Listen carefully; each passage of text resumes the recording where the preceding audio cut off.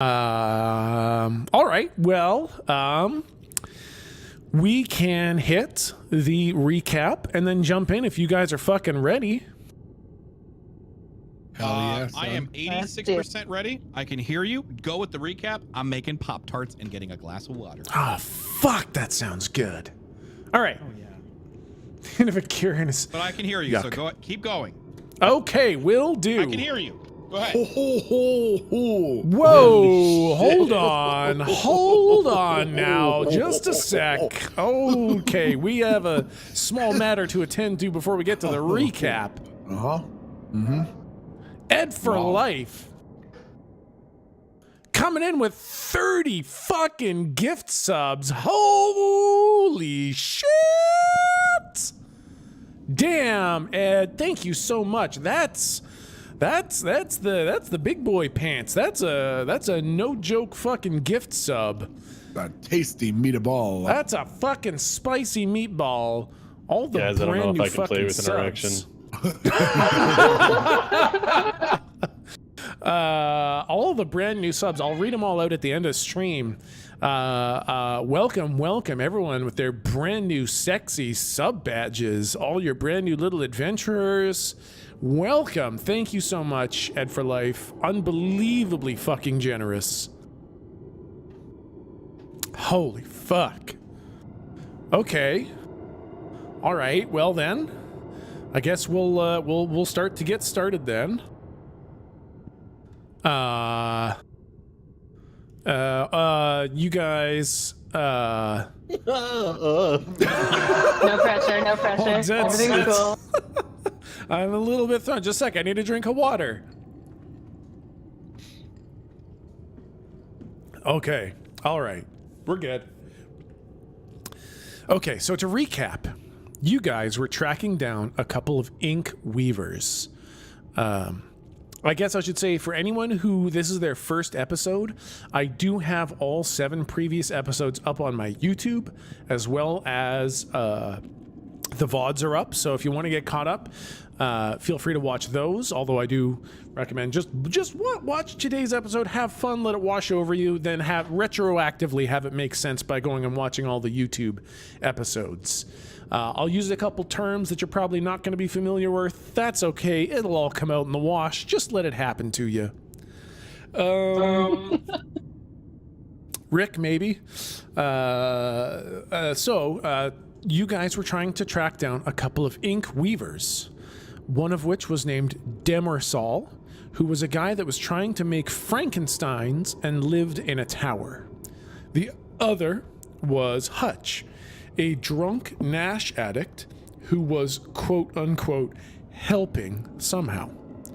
You tracked Hutch and some monsters into the Maddox Mines, a long-abandoned, highly complex, twisting mine shaft originally built by Bertie Maddox, who Twitch had met, or oh my god, who Slump had met. Don't look at me. Don't look at me. Cute.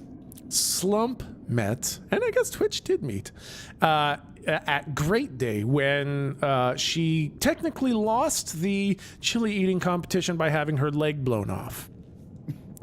Whoops. Courtesy of Slump.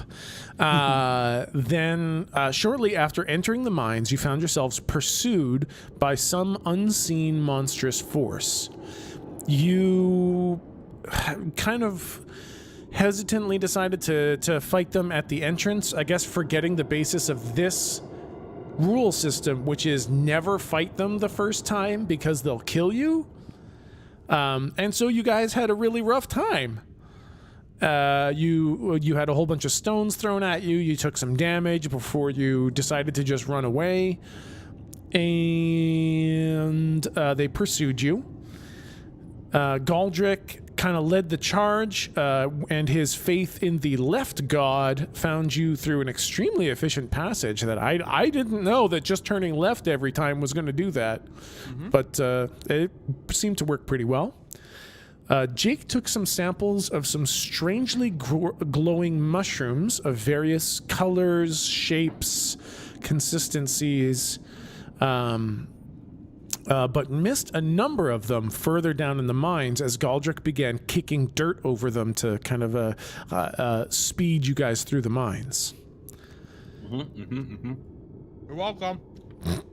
At the back of the mines, you stumbled across Hutch. You first saw the green lazyboy chair, which on the map may look blue, but it's not. It's green.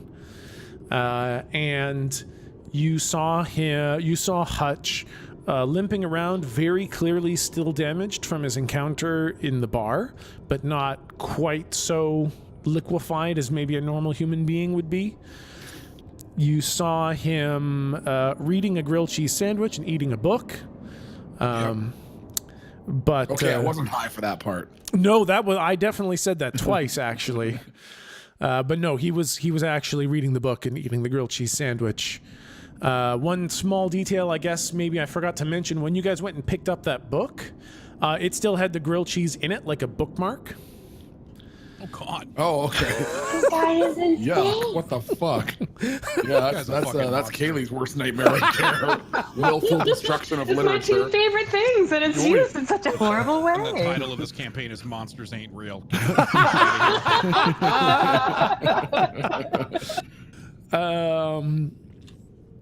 And then you saw him go into a giant metal containment unit at the back of the mines.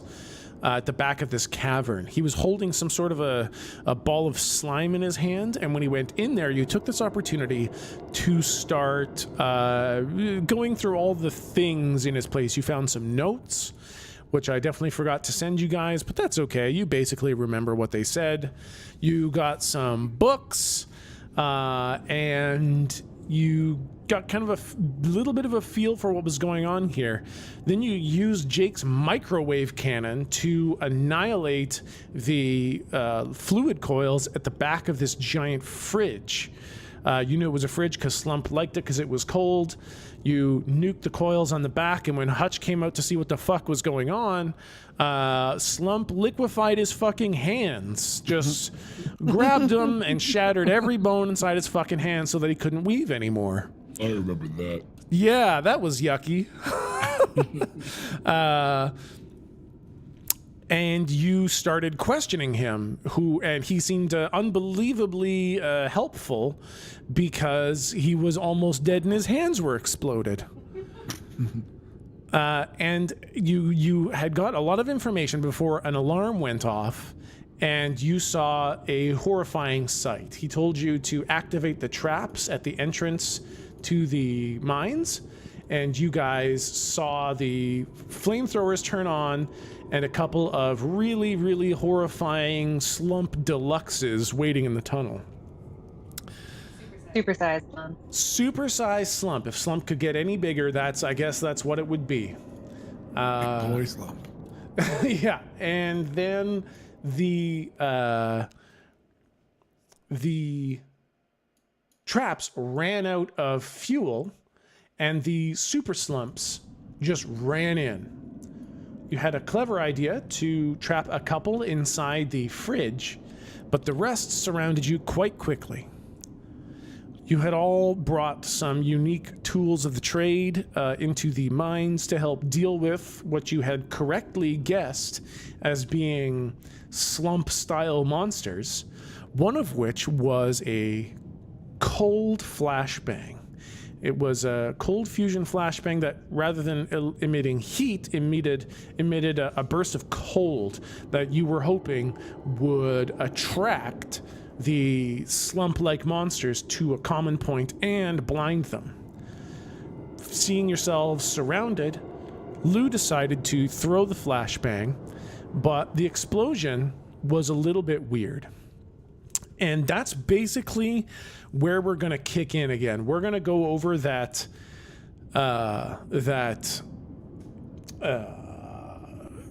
reveal. Now, I do have legal authority, legal permission to play the song that I'm going to play. And I was supposed to show it on the screen so that it didn't break our immersion, but I forgot to make a thing for it. So it's this thing. It's by Danger, and it's a song off the Fury album, and it's by Danger. And it's copyrighted of like 2017 or something. And so there, I've done my due diligence. Professional streamer. So that's the song. And it's from the Fury soundtrack, and it's by Danger, and it's called like 6.21 or 6.40 or something like that. So just fuck off. Everybody fucking get off my back, okay? It's been a long ass day. That's the song. So just fucking chill. What the hell are you talking about? Don't even fucking worry about it. Just let it happen, okay? It's magic. It's a world of imagination. Okay, so Lou throws this flashbang, and the flashbang hits the ground, sits for a half second, and then it explodes. And where usually there would be a bang and a flash of light, there is instead an explosion and an enormous release of flames.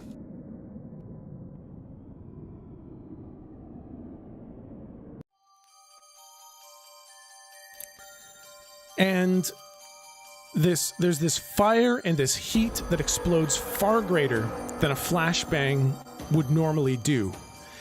And as the explosion clears, there is this flaming cocoon in the middle of that ball of fire. The cocoon starts to split down the middle. And as the halves of the cocoon peel back, you realize they are actually large wings attached to a woman standing in the middle. Strong cheekbones, tight curling black hair, and piercing eyes.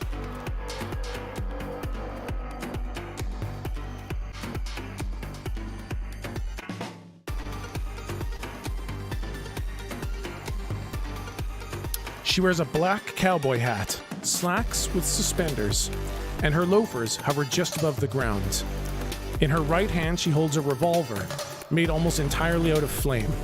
In her left hand is a longsword with a blade that is also almost entirely made out of flame. She lifts the tip of her cap with the barrel of her pistol and looks at you. Well, howdy, folks. Looks like you could use a hand. She then fires off 3 rounds from her revolver, and it's not bullets, but projectiles of what seems to be like pure sunlight. She nails 3 of the monsters in the head, killing them instantly.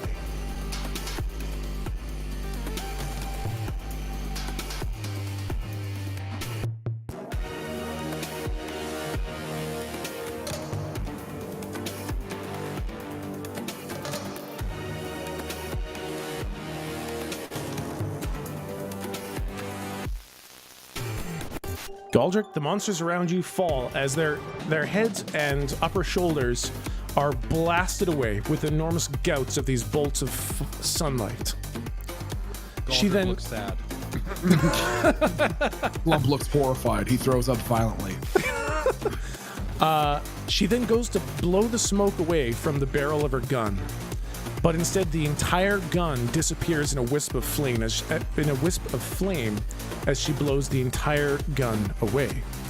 She then grips the longsword with both hands. Her wings tuck back in a streamlined fashion, and she does a flying leap towards one of the creatures near Lou. She kicks one of the hulks in the back, and it falls over forwards, and she drives her sword all the way clean through its head.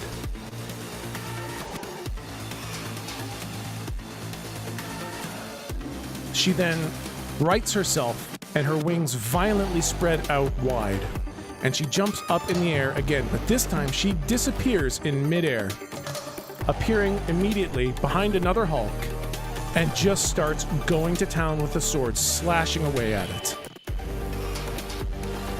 And with that, I will let you guys jump back into the action. Slump shits his pants. Holy smoke.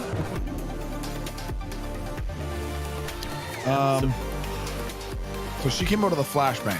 That's right. Flashbang went off. Giant flaming angel appears, starts dropping these Hulk things. Lou makes a note to self to send Kirby a thank you note. Thank you, Kirby. Slump was looking at her flaming angel wings, and you see his eyes go from his massive fucking fat hands into these tiny little slits. and then wide again, and then tiny little slits, and then wide, and then totally crossed, and then they kind of roll back in his head a little bit, and then he looks at Galdrick and says, "An old friend of yours?" Do I recognize the person?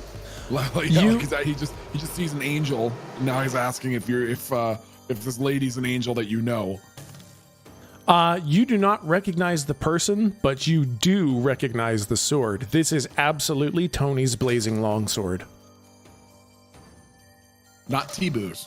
Not T-Boo's. That's copyrighted. We're not using that shit. Yeah. This is Tony's blazing longsword. What the fuck was my friend's name? The one at the very beginning? His name was Bilithy. Also important to note, wasn't a him. As angels, you have no genders.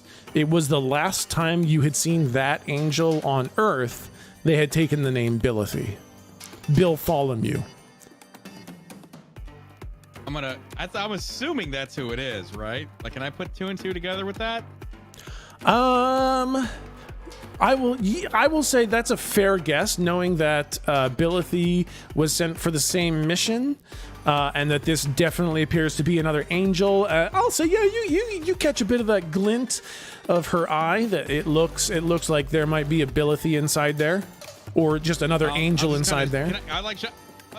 Bill. Oh, hold on, just a sec. Galdrick, is that you?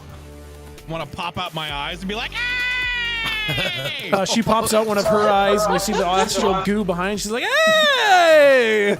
If you guys have ever seen the episode of Family Guy where Peter Griffin goes to like sensitivity camp and he comes back and he tries to breastfeed Stewie, and Stewie's trying to suck on his nipple and then gets a hair in his mouth and realizes what it is, that horrified look with the quivering lower look, with the quivering lower lip, that is how Slump is looking at Galdrick with his eyes in his fucking hands. Bottom lip is quivering, just not even concerned about the massive monsters, just staring at the eyeballs in his hand, just his bottom lip quivering. Sorry, I pop him back in. Yeah, she pops her eyes back in too. Fine, that's normal. As soon as they do that, Slump's face just goes back to completely normal, like it never happened. I want to grab my spear and get my exosuit and essentially charge towards this guy and stab it. All right, so this will be a roll to kick some buddy, ass. I want to be like, yeah! And then I want to... Absolutely. Roll to kick some ass. What's that plus? That is tough? Plus tough. Oh, that is you kick some serious ass, man. That one. Now keep in mind, I also have smite, which means my body and divine weapon always count as a weakness against the monsters you fight. Holy shit, yeah. Which are +2 to harm. That's right. So on a 10 plus, you get a couple options you can choose from. You can take a +1 on your next roll, or give +1 to someone else's next roll. You can deal an additional +1 harm. You can take less harm. You can take -1 because you always take harm in a kick some ass roll. Or you can force the monster where you want them. I would like to not let my friend show me up, and I would like to do more harm, Alex, for 200. Alrighty then. And if you want to think of a neat effect you'd like your trident to do, I'll bad genie it for you. Can I go with a fire explosion? I don't want my friend to show me up. A fire explosion? Yeah, sure, we can do that. And... oh, shit. All right. You plunge your trident into this creature, and as the spear pierces its flesh, there's this surge of golden divine energy as your angelic smite travels through your hands, through the trident, and into the creature. But kind of like when you tried to smite Slump, you watch this divine energy just kind of fizzle as it fails to have any effect on the creature. But then there is this searing heat. It starts to smell like roasting a steak as you watch this massive Slump creature start to burn at the point of impact. But then something else happens, and you watch it start to wither. The entire slump monstrosity starts to lose some of the fat inside it, and the skin starts to hang heavy, and it starts to actually become emaciated with all this skin hanging off it until it looks like a 400-year-old mummy wrapped in skin. Ew. Nice. Oh, and I guess then it looks at you, and it kind of grabs hold of your trident that's stuck in its, I guess, in its like side and its liver. It kind of grabs the trident and pulls the trident out, and it's still got some strength to it, and it kind of throws you to the side, and you take 2 harm. Can I re-roll my character to whatever my friend is?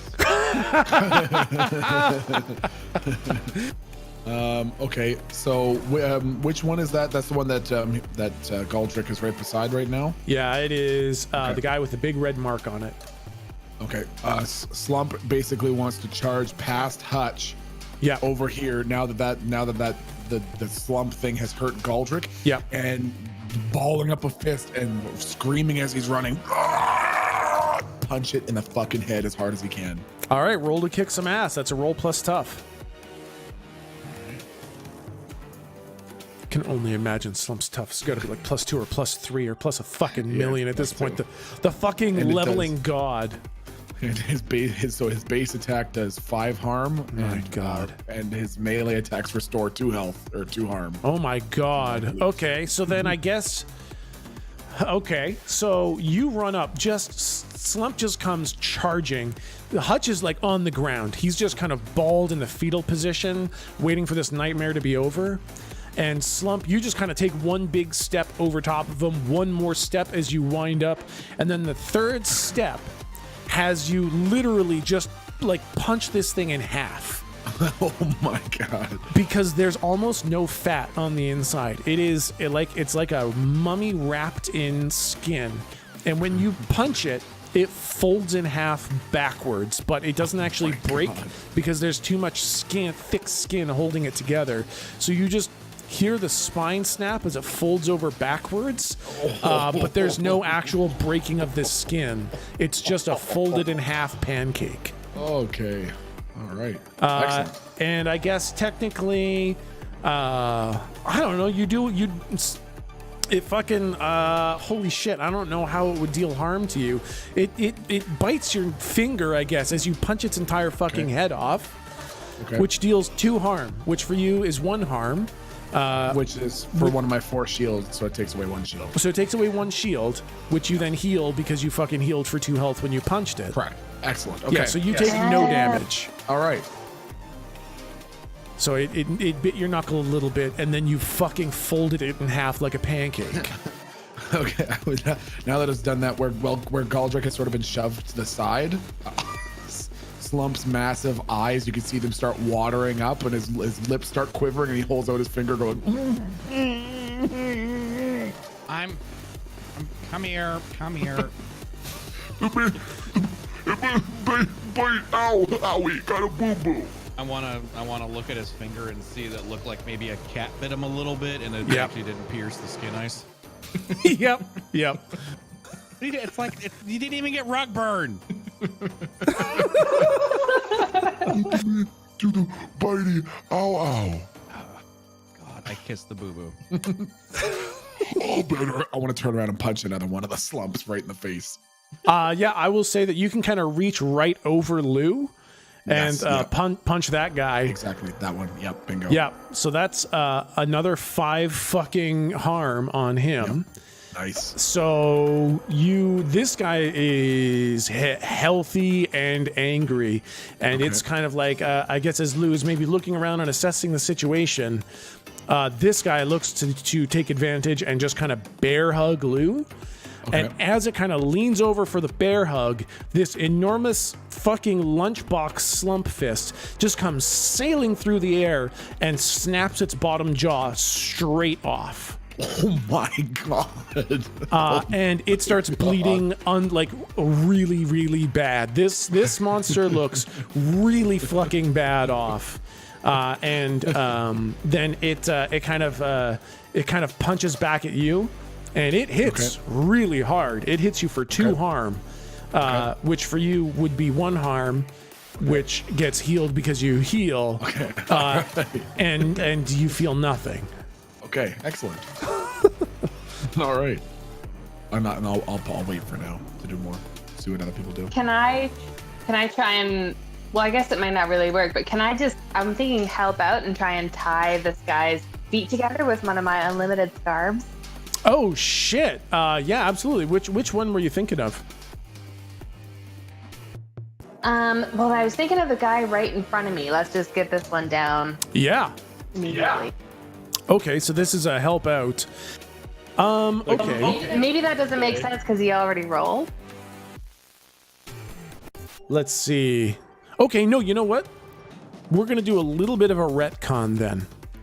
We're going to have your help out happen at the same time. So basically, you see the lunge coming. You duck down as you kind of see Slump winding up for another furious punch.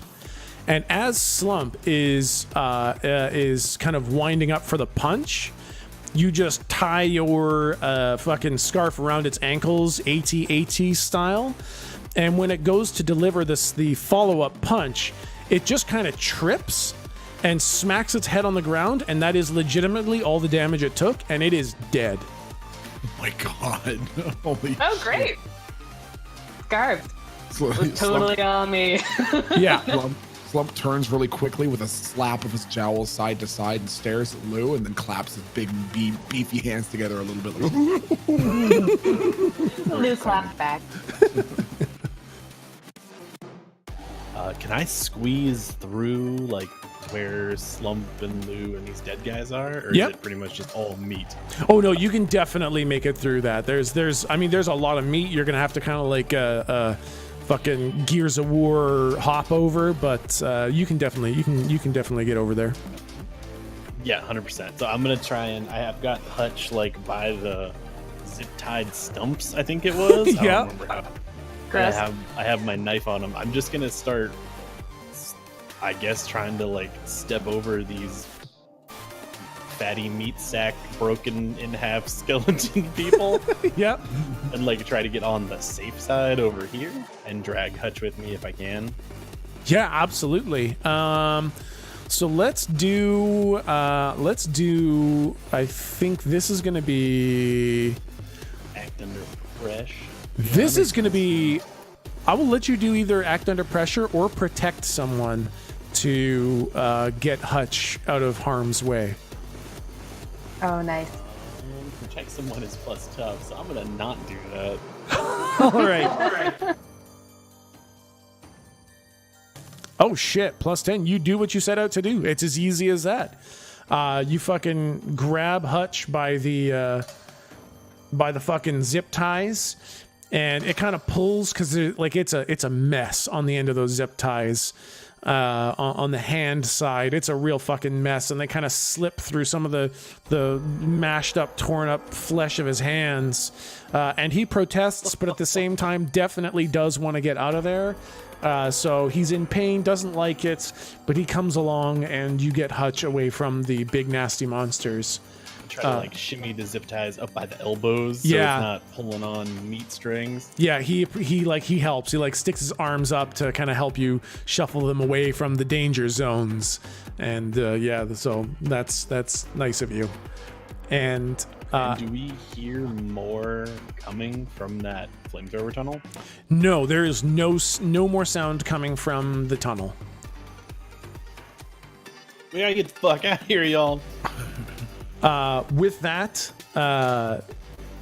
the angel ends up just cutting down in like maybe 3 or 4 or 5 just giant cleaves of her fiery longsword, kills that one, and then kind of like does a backflip over it as it's dying, plunging the sword into this one straight from like through the top of the head, down through the shoulder, coming out the side of the rib cage. And then she teleports over here, and miscalculating the teleport a little bit, big beefy boy here kind of grabs her in a bear hug. And you hear this kind of tightening sound of, sounds almost like rubber and corduroy as it grabs her and starts squeezing. And you hear her shout in anger as you watch her fiery longsword almost explode and anime style grow 4 times as long and thick. And she cuts straight top of the body down all the way through the crotch of this creature and just falls out the other side. Oh my god. Gross. Also good for her. Anybody else want to do something? I'm leaving.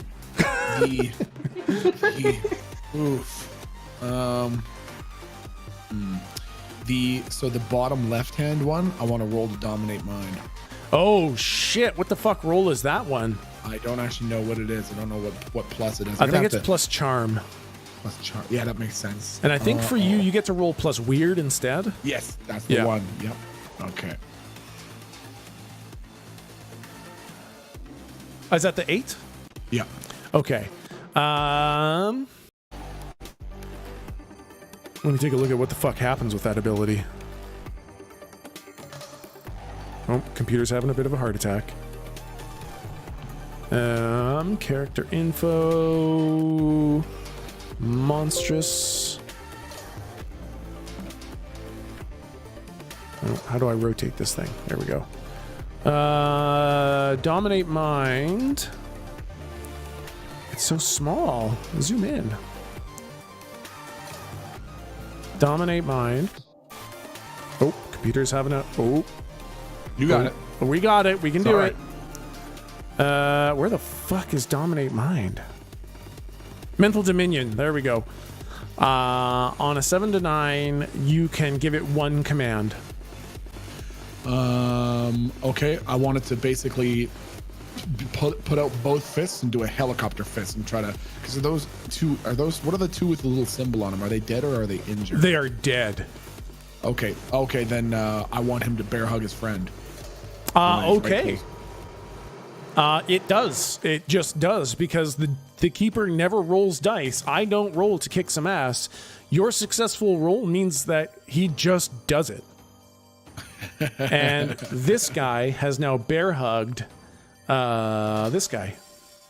Nice. To death? Just like to hold on to him. Yeah, it did a lot of damage. The bear hug does damage. So like he grabs him and he squeezes, and you hear that kind of rubber corduroy kind of thick fucking awful skin kind of tightening sound. And then there is a couple of cracks and pops as it starts to dislocate and crush bones of its buddy that it is bear hugging. As that's happening, Slump wants to turn around and look at Galdrick and trying to tell him, but not understanding how to use his pitchfork, makes the OK symbol with one of his hands and shoves his finger through that, doing the sex sign, but it's like trying to tell him to stab the two of them. Sex sign? Yeah.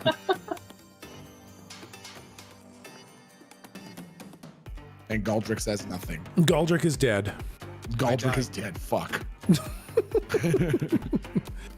He's shocked by your ribald behavior. I'm not entirely sure I used the word right, but I feel good. What was that? I said I'm just listening to the corduroys and my eyes kind of twitching. All right, Galdrick, you want to do anything? Is there anything going on with the 5 that are inside the refrigerator? Because I know you said there was some evil shit in there, and Hutch was freaked out of his mind. Yeah. So before a timer takes off of that, is there anything going on? This music is so loud! What? it actually is. I have musical martial or whatever. It is I have pretty him at 1%. Yeah. Yeah, I have at 1% as well. Yeah, I've got him pretty low too.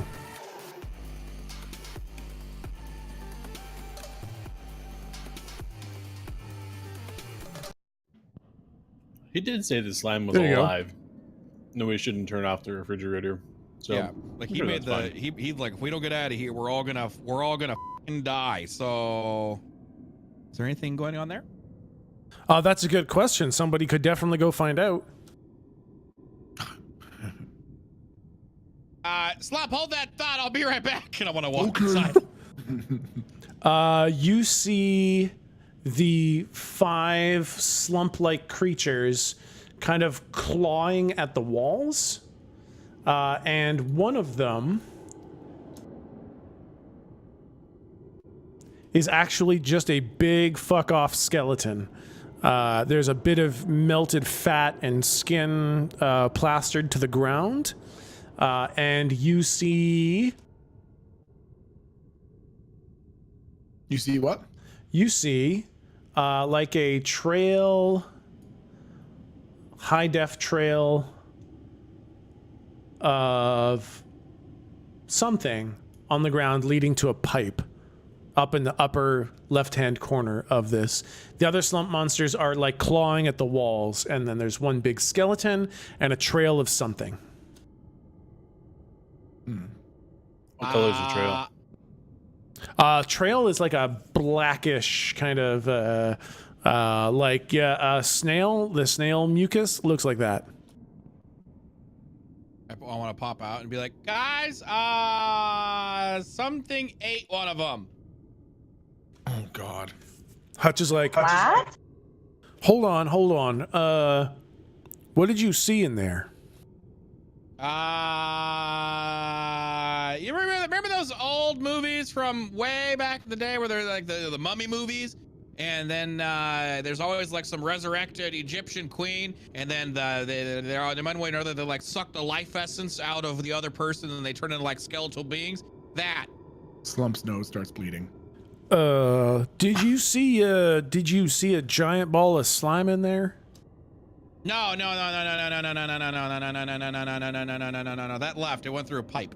That's a big problem here, guys. That's a big problem. We have got a much bigger problem here now, there, guys. All right. Why? What is it? Smile.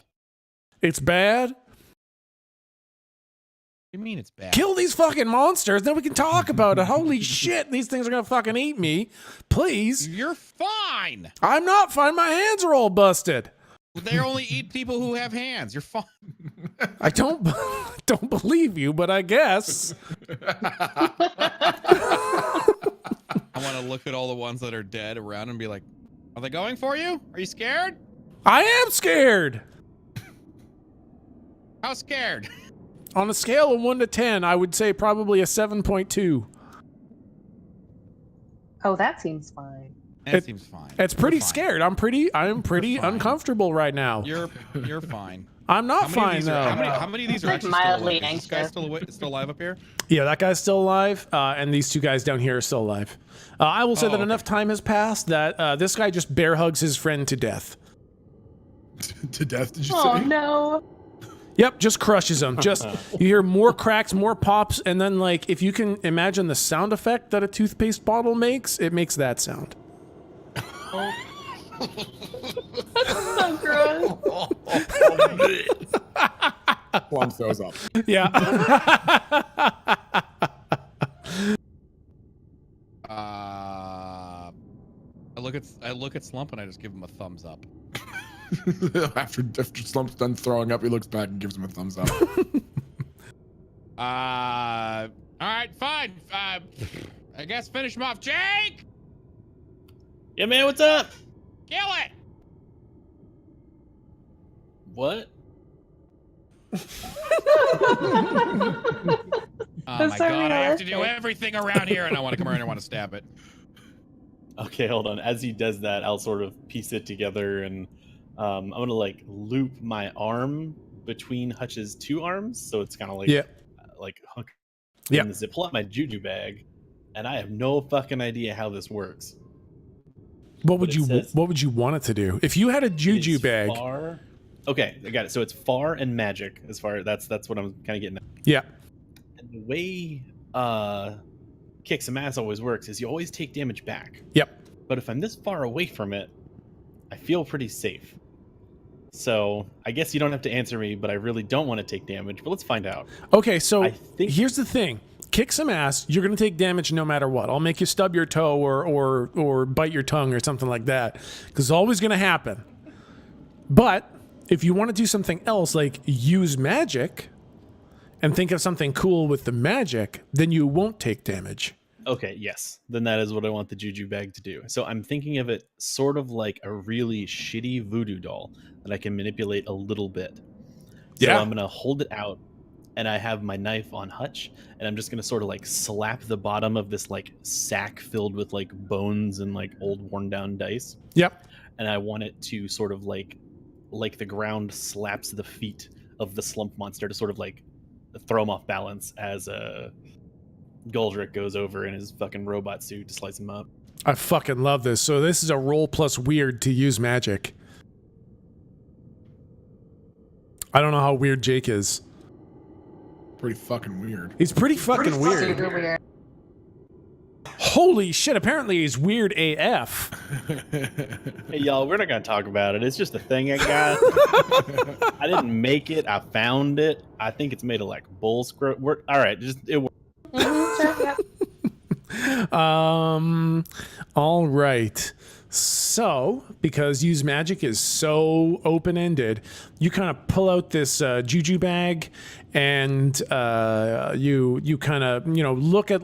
You got a good image of what this slump monster looks like as it's kind of flailing around and screaming in that sound that sounds like a person being torn in half. And as the visual and audio of this creature, you kind of just take it all in.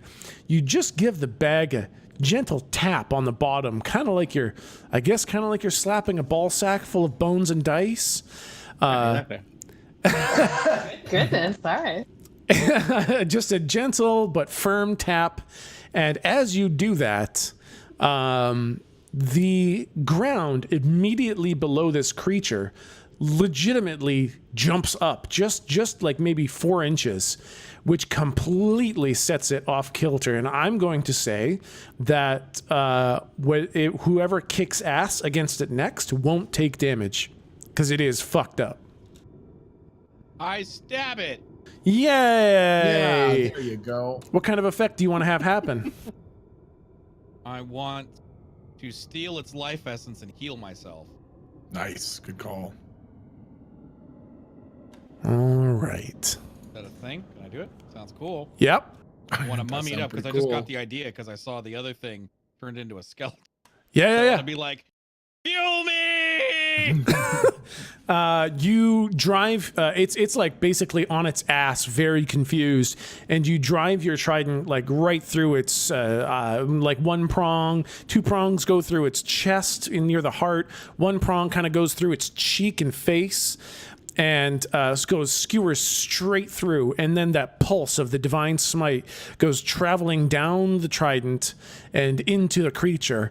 But again, kind of dissipating. But this time it kind of congeals back and travels back up the trident, and it hits you, and you regain 1 harm.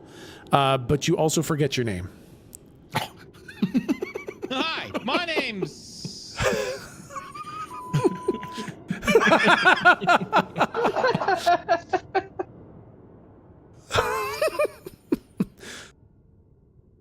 And I will say, how much damage was that? You do what, 3 harm per hit? I do 3 harm per hit, yes. Yeah, and then it's supposed to be plus divine, but that didn't happen. All right, it looks real rough. I will say that your angel friend just kind of does this kind of spinning backslash, and as she kind of in mid flaming bladed pirouette, just kind of chops its head off. Good lord. Counts as mine. Looked like you could use a hand there. Never changed, huh? She kind of gives this smirk and kind of tips her cap, and then she spins and her wings kind of envelop all around her, creating that kind of flaming cocoon again. And there's this explosion as she teleports down to this one and shoves her sword straight through its skull and kills it. I know y'all having fun, but this isn't some fucking campy fantasy movie where you keep tally of what you kill. There's fucking like 4 more in the refrigerator. How many kills are you at, Jake? I mean, hell, I'm. So you see Slump is holding up both of his hands with the OK symbol like he's counting 0. Slump, no, you've done good. Oh, I get it. He's done 0. Oh, okay, good job. Are they dead? Are they all dead? I mean, it looks like it. We should get out of here. And I walk over here and I hit the closed door button. You don't know what the closed door button is, but Hutch kind of sees you going for it, and Hutch is like, all right, now pull the one on the left and then push it again and then hit the 2 buttons 3 times each and then push the one in the middle. Yeah, you got it. I punch it. You punch it and it shorts out and the door's closed 90% of the way, but there's a thin sliver, and you can see all of the slump creatures start kind of making their way to the door, and now they're like fingers and tongues and a little bit of the stomach fat is like peeking through that little sliver of the door. I just want to like stand in front of the door and just like casually just like poke it over and over again with my trident while I'm looking at Bill. I'm like, "So Billy, where the you been?" I'm just gonna let go of Hutch, sort of like push him towards Lou and Galdrick. And Galdrick, do you still have that microwave cannon just like somewhere? Well, I would assume so, yeah. Yeah, I just want to grab it and walk around to the back of the refrigerator. Oh, okay. Yeah, okay, fine. Could have just asked. Fine, here. Yeah, I'm just gonna start cooking the fridge, I guess. Hello, this is Billy, Bartholomew, Billy. Actually, it's Betty this time. I thought Bill Bartholomew was a pretty terrible name. I like Betty. It was. Yeah, I know. So it's Betty this time. Also, I can't believe you went for the man suit again. Have you crushed your testicles yet? What? Like when you sit down, have you crushed those fuckers? Well, okay, it's better than wanting to die 7 days a fucking week or for a month. Well, I don't Women know. have the real troubles of this world. You and I both know it. I'm just saying. Sexual expectation. Well, when it comes to combat, this is a pretty sleek unit. I gotta tell you. I mean, I gotta strap these bad boys down. And she slaps her boobs. But other than that, this is a pretty sleek unit. I gotta tell you. You can hear the as Slump's whole face is scrunching up in the most intense confusion he's ever experienced. No idea what's happening or why it's happening. Why'd you take the sword? Why didn't you take the sword? This thing's I was amazing. going to, but I was trying to be considerate. Oh man, when it comes to these kinds of missions, you can't hold back. This thing's fucking amazing. But did you take the trident? Yeah, it was new. Oh boy, come on now. What does it do? Still no f***ing idea what it does though. Okay, well, that's not great, because mine pretty much like, it comes with a pistol that I get a couple times, and it can go real big, and it cuts real good. I don't know why you'd go for a trident when you don't even know what the hell it does. Well, mine comes with a gun too, and I imagine a light trident gun appearing in my left hand, and I'm like, "Ee!"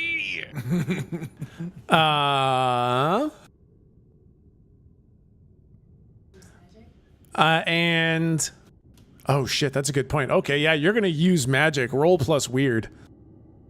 Let's see what the fuck happens. Oh, sorry, what? Roll plus weird. You were trying to use magic. oh damn, is that a 10? Oh shit, a 10? Oh fuck.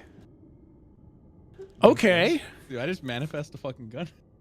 Your trident vanishes from your left hand, and in your right hand appears a javelin that is also golden, but it is not a gun, but it is a javelin. And you feel like if you threw it, it would come back. Also, just, you know, maybe, I don't know if this is relevant, but you feel like you could neutralize poisons by swallowing them. Just as an aside. It suddenly crosses your mind. That's definitely a trap. I turn around and I say, "See? Ha!" And I just pure cockiness. I have no idea what the fuck this thing is, and I just throw it at the one that's already dead over here. Yeah, you throw it and it throws real easy. Like you don't need to be good at throwing it. It just kind of goes exactly where you throw it. It pierces straight through the kind of eye socket, pops it like jelly, digs into the stone behind it, and then maybe 2 seconds later, it evaporates and is back in your hand again. What does it look like, sorry? It's just a javelin. It's just there's no more prongs on it. It's just a straight golden javelin with a bit of wrap on where you grip it. Okay. Wait, are you telling me I have like creative freedom in this fucking campaign? A little bit. A little bit. Holy With a shit. 10, yeah. With a 10, you look could back. do anything. I look back at Betty and I'm like, really proud of myself. That like trying not to smile but trying to look cool, but a small smirk is coming through, you know? So you can see she looks a little bit like she kind of looks at your javelin and then remembers that she can only use her gun a couple times. She's like, yeah, it's not a gun though. Whatever. What are you doing here? I was gonna ask you the same thing. What the hell are you doing here? I'm trying to do, you know, the mission. Yeah. Same here. Trying to, we're on the same. Yeah, except I think you're on the wrong side, but No. But I the think- same side. You just misinterpreted something. I don't think so, because you seem to be awful confused, because if you're doing the same thing that I'm doing, and I know for sure I'm doing the right thing, what the hell are you doing? I'm killing these things. Is that what you're not doing? No, that's what I'm doing. I'm killing these. Well, I'm trying to find out what made these things, but I'm trying to kill them too. And See if I that's can. exactly what I'm doing. Well, then I think you're doing the wrong thing. But that's exactly what you're f***ing doing. Yeah, because I'm doing the right. I think you're real confused, Galdrick. I think maybe you should report to the boss after this one. Make sure that like your communications with your butler are working, because you should be getting informed that you're doing it pretty wrong at this point. You're pretty far off. If you're doing the opposite of what I'm doing, I think you're pretty far off. We're doing the same thing. Did you hit your head in that vessel? Because we're doing the same thing. Yeah, but you're doing it wrong. I throw my javelin at her. Oh my god. If you want to roll to kick some ass, you're more than welcome to roll plus tough. I'm more like throwing it over her head. Okay, Obviously okay. missing. Like, You kind of throw it and it just whizzes past her shoulder, and she doesn't even blink. It just kind of, you know, the hair kind of lifts up with the air as it passes by her, and she just kind of looks at you, and you notice now that she also has very piercing eyes. It looks like someone else also chose the perceptive eyes, and she's got that kind of freaky stare going on, and she says, well, listen, Galdrick, as one angel to another, I just want to say good luck with your, you know, whole end of the world thing. But careful, or I might get you.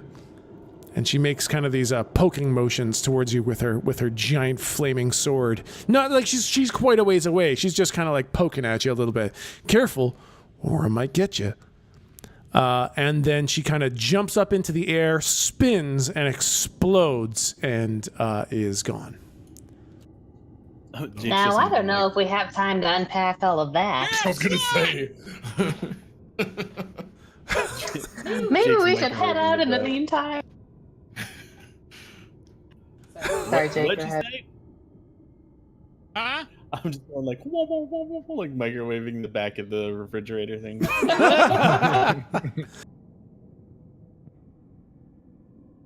Well, that's No, really, I that's didn't pretty hear it. What was going on?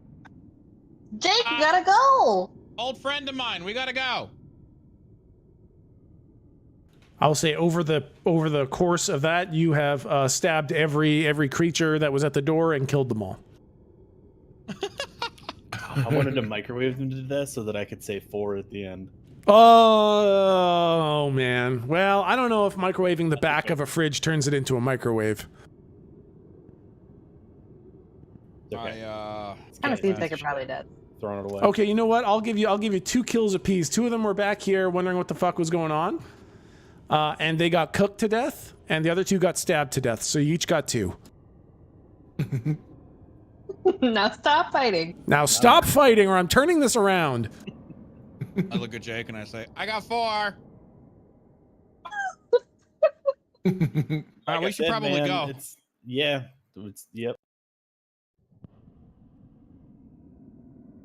I'll scoop up Hutch and well, fuck. Do we want to hold on now, y'all? Do we want to sort of get some things answered while it's fresh, or are we gonna lug this piece of shit all the way back to Tommy? I mean, I think we gotta bring him back to Tom. And also, he could help us get out of the cave. Who's Tom? Don't ask questions, you. I don't want to see Tom.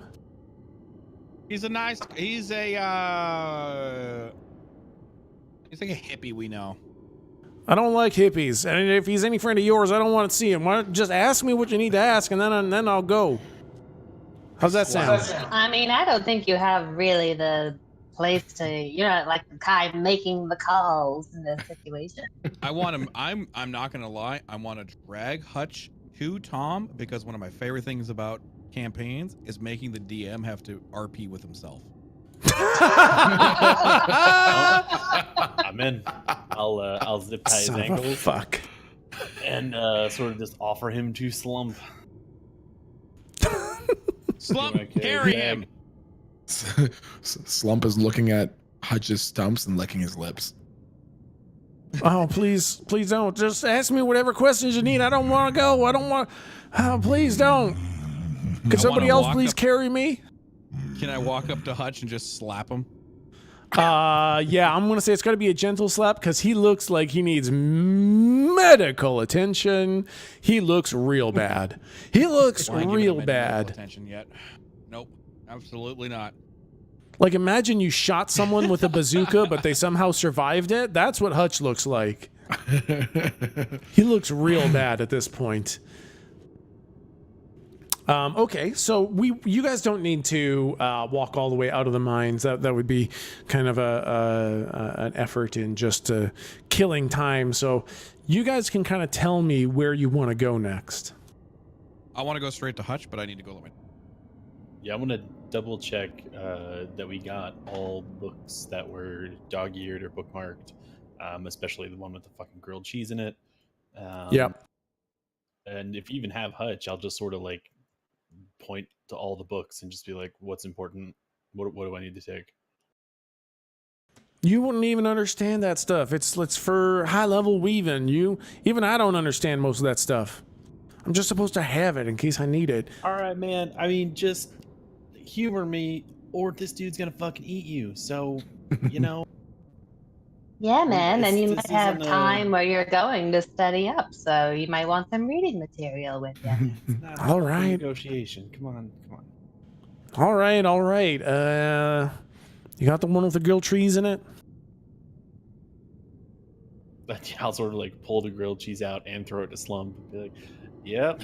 Oh man, I was gonna ask if I could have the grilled. Oh man. Slump like inhales the grilled cheese. Yeah. You see like this light up in his eyes, like, oh man, I wanted the grilled cheese. Nah, man, don't worry about it. Tommy makes killer grilled cheese. That's probably where we're going. Just relax. All right, sounds good. Did you get the ones on the table? I had a couple important ones open on the table. Let me go through my notes because Because I know I did take a bunch. Yeah, you did take I'm basically listing the ones that you did take. Okay, cool. You definitely got all of them. He describes a couple books. All the ones he describes are ones that you already have. Do I have Tom's number, I should say. Tom doesn't have a hackjack. He's off the grid. Fucking weirdo. Oh man. So do you guys want to go to Tom's? Yeah, I I think say so, yeah. Yep. Yeah, I say yes too. I think Alright. I'll, depending on how we're moving Hutch, Lou and I can sort of try to go ahead and just give him some heads up that, you know, Hutch is fucking coming, so whatever he needs to prepare ahead of time, he can prepare. Oh, nice. Sorry, I missed that. Who are you warning? Oh, like Lou and I on the bike, we're just gonna try to get there a little ahead of Slump to warn Okay. Tommy that, like, if he needs to prepare anything because we're bringing Hutch in, because I assume he knows who Hutch is at this point, Yeah. to sort of get his shit ready. You know, don't have your pants down when we bring. Gotcha. Okay.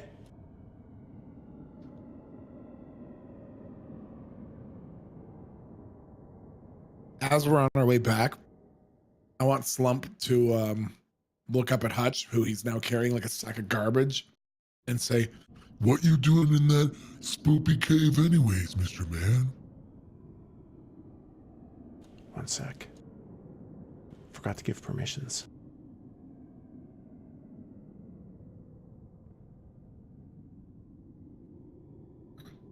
Like a fucking Hutch here? Didn't think that was gonna happen.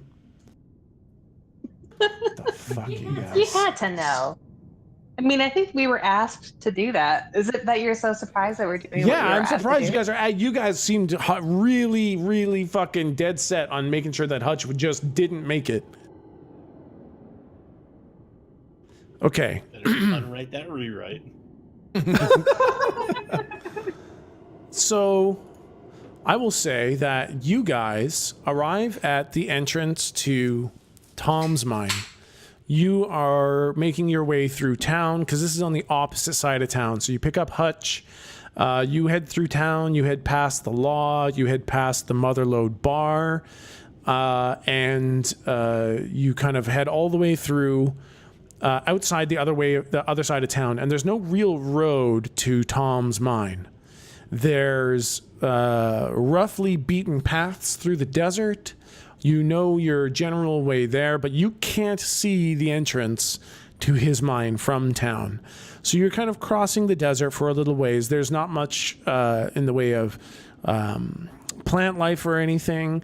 There's small dried shrubs, a tumbleweed or two, small stones, kind of a brownish, reddish, orangish kind of dirt, very hard. A little bit of dust blows across it until you come across Tom's mine.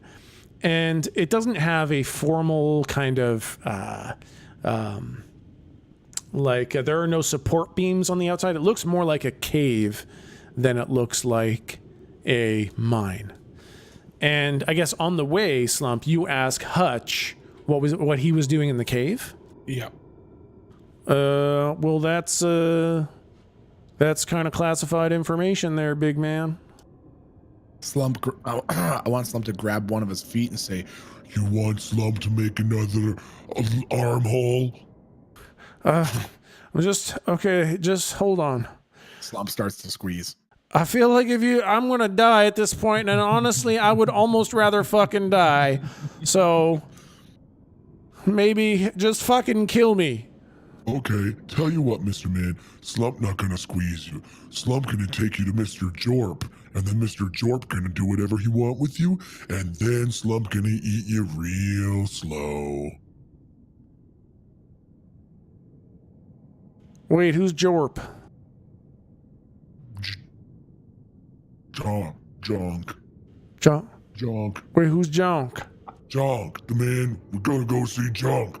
Slump's friend Jonk. You mean Tom? Yeah. You're gonna get Tom? That's what he said. Oh my That's what god. Slump said. All right. Now hold on now.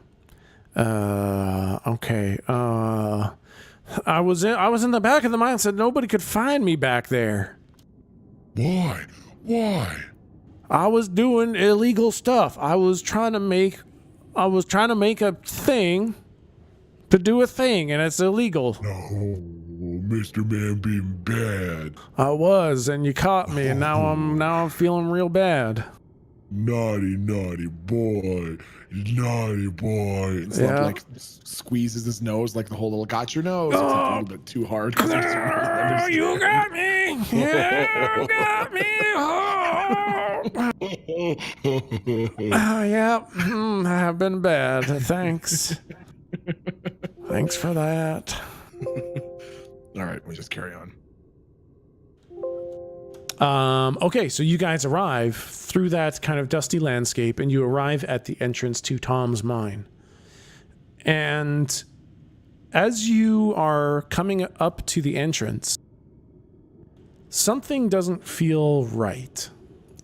You don't know what, but something about the mine feels off. It's always quiet. It's always dark. But there's this, that feel, like when you come up to a place that you've been to before and you just know that something's not right. You get that feeling in your gut as soon as you come to the entrance to Tom's mine.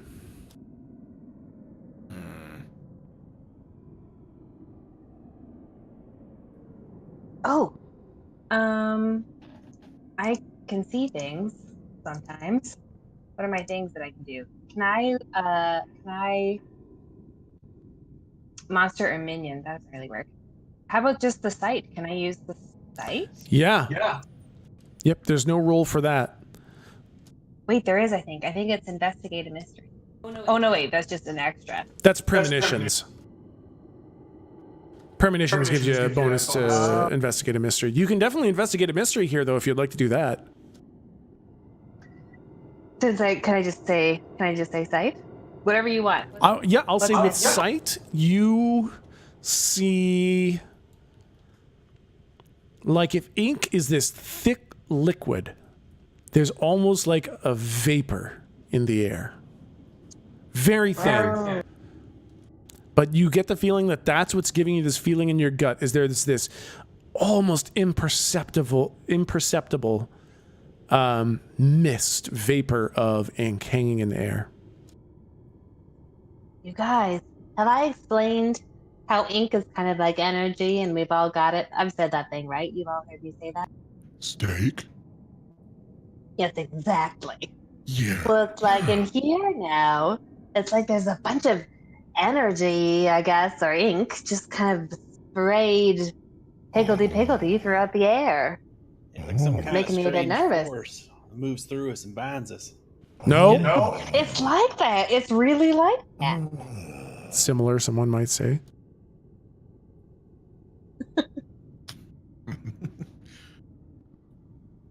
Maybe we should, are there any, like, footprints? That's going to be investigative mystery. Okay, that makes sense. While What's that? you're looking for footprints, I am headlamp on and going in because... Don't worry, I'll check it out. Oh, that sounds like a move. I think that is a move, isn't it? Yeah, I don't have it yet, but I'm gonna take it, so I'm just getting used to using it. So you don't have, you're going to go in alone. I'm setting it up so that when I level up, I'll take it, and then it'll be that I'll. That's very smart. I got a 10 in investigative mystery. All right, I think that lets you ask. We're doing so good at rolling today. That lets you ask 3 questions. Oh shit, there's follow-up. Okay. I would like to know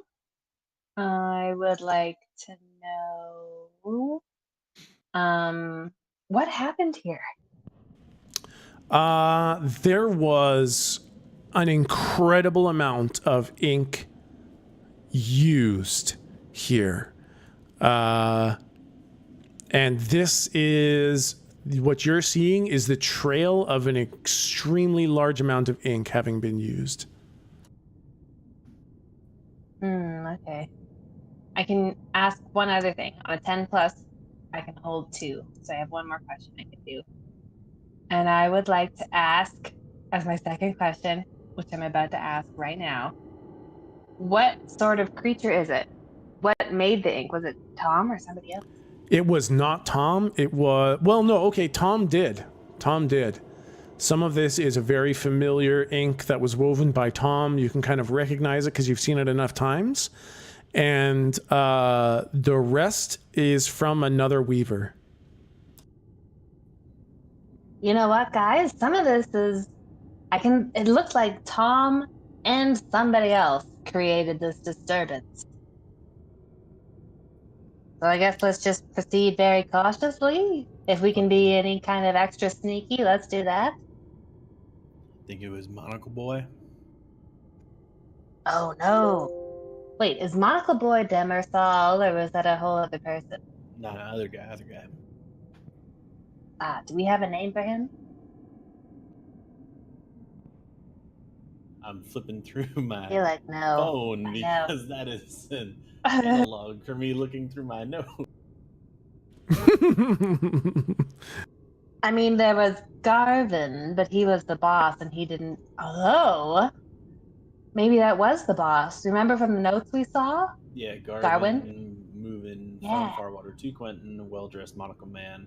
We don't know for sure, but I would venture a guess that well-dressed monocle man may be Garvin. That could have been him. Well, and we know. Let's see.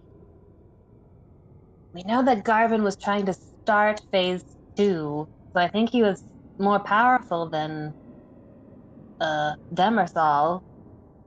Basically, this is all adding up to me being very nervous about this whole situation. I mean, I'm gonna sort of get in because we have Hutch here. I'm gonna get real close to Lou and sort of cover my mouth to make sure he can't see or hear what we're talking about. Yep. Do we just want to ask Hutch if Garvin knew the calligraphers were here, or do we want to keep that hush hush? Oh, good question.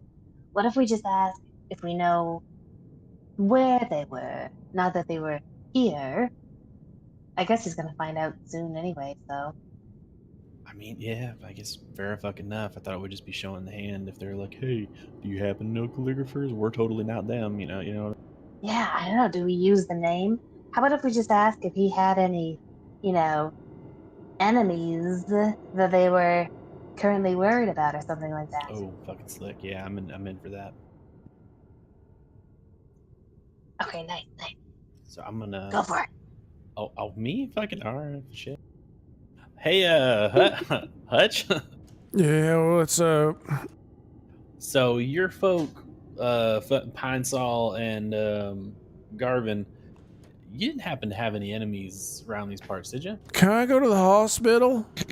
Yeah, man, just real quick. I know, give me a simple yes or no, and then, you get closer to medical treatment. We walked past the hospital. I feel real bad. Can we please It's go? not a great hospital. Nah, man. Real bad Yorp score. It's awful. You don't want to go there. I really feel like I need medical attention by the hospital. I feel pretty bad. Hey, man, quick yes or no. What's the question? Did yourself, Pine Sol, and Garvin have any kind of enemies? Who's Pine Sol? Yeah, I'll sort of look at my phone again. Dem or Sol. Sorry about that. Can I please go to the hospital? I feel real bad. Lou takes one of her scarves and wraps it around his hands. I know, dear. You're doing very well, though, and you're being very brave. With that last trill little exclamation from him, you see Slump clap his meaty hands together, go, He sound kind of like Kirby now. Oh, don't you ever compare me to Kirby, that fucking spineless, slack-jawed, fat-headed son of a fucking bitch arresting me just because I had a couple too many drinks. Yeah, that one. You sound just like him. I sound nothing like that doe-eyed, spineless, yellow-bellied son of a bitch, milk-drinking, fucking water cake of a human. Well, you sound like you're doing okay talking now, Mr. Man. You answer Lou's question, or Slump gonna turn your feety feets into nummy nums. All right, fine. Yeah, we got enemies. I mean, am I the only one who thinks milk and water cake sounds pretty good right now? Yeah, you look like milk and water cakes. All right, man. You ain't got no fucking hands, so let's relax. Yeah, what you gonna do about it? I'm just gonna flip my headlamp down towards my feet and walk into the darkness.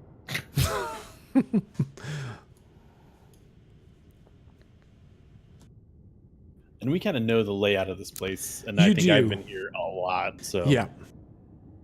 I'll just pretty much just progress until I know where the big opening is with the table and the doors up on the right, and I'll just sort of wait there, and then sort of cover, diffuse with whatever I have, like throw my hat over the headlamp or something, and then sort of get real sneaky right about at that point. As you make it about as far as I've illuminated, you get a strong smell of ozone. The fuck does ozone? Fuck. All right, I'm gonna turn around and come back. Does it smell like bananas, like cooked bananas, like? It smells like you know, if you got like I mean, I guess it smells more like Freons or whatever. Like when you got a can of whipped cream, and you kind of tilt the nozzle, and the cream doesn't come out, but it still sprays like that air. Oh no, I got you. Yeah, or like rain. Yeah, it smells like after rain. I was referencing the crate of bananas or whatever that we left with Ick. Oh no. Oh yeah. Oh my god, I forgot about Ick. So, y'all, I think we got some lightning issues because I think Demersol with the zap zap. Yeah, I think this is gonna be a thing. What do you mean? Oh dear. Well, I mean, it's the smell. Remember the machine with the lightning room. Fucking Yeah. What was it? The Frankenstein Yeah. shit. Yeah, I'm pretty sure that guy that you, and I'm gonna throw some big old air quotes, killed. I didn't kill. I just moved him away. Well, I think you may have moved back. Oh. All right, man, you go check it out. Hey, Just gonna Hutch. sort of like wait here and usher people in. Hey, kind of like- Hutch. Yeah, what's up? Hey, I think your boy's in there. Well then I guess you better fucking watch out. Wait, which boy? Demersol? Ah, fuck. I mean, watch out. Yeah, he's a dangerous one. Oh god. You don't like him? He's a fucking idiot. Well, if I should kill you, I just need one of you for information. So should I kill you or should I kill him? Demersol don't know shit, so you can pretty much just go ahead and kill him. You sure? Yeah, no, I was brought here. Yeah, no, just kill him. Wait, what was that last part? I was brought here on a carriage that he was driving because that's all he's good for. Oh, that's how made up, Mr. Teeny Tot. Well, I was brought here on a carriage that he was also on, and he said some dumb shit, so now I'm pretty sure he's a stupid person. It cuts to the intro of Skyrim. But anyway, I would like to get up to where I think I would have line of sight on the table, and I want to see if I can slap my sack again to sort of like rattle the table and see if I can hear anyone respond. Slap yourself. Took me a bit too, yeah. I would like to use magic through my juju bag. Yeah, you're gonna have to get closer than where you last saw. Okay. As you get there, you can see an enormous scorch mark on the ground and side of the wall. And that smell of ozone is much stronger in here. And you can feel that as the air wafts out of the cavern, it is carrying that smell with it. And you can see You would need to get further in to see the... Trying to trace a line of sight here. Oh, no, I got you. Yeah. So yeah, I'll sort of look back to Guldrick real quick, point at the big old smear. Does it look like there's people parts in there, or does this look like a miss? It just hit the... Did he just fire and he missed? This looks like lightning struck there, and it's scorched and blasted the ground. So no blood, no people, No, burnt just a hair, giant burn no mark. shit. All right, so if I go across like this way, whoops. If I zip across yonder, will it give me a little more vis? You can see one of the doors, and it is blasted to pieces with a giant lightning scorch mark there. Looking at the door, does it look like it looks like it was blasted from the opposite side in?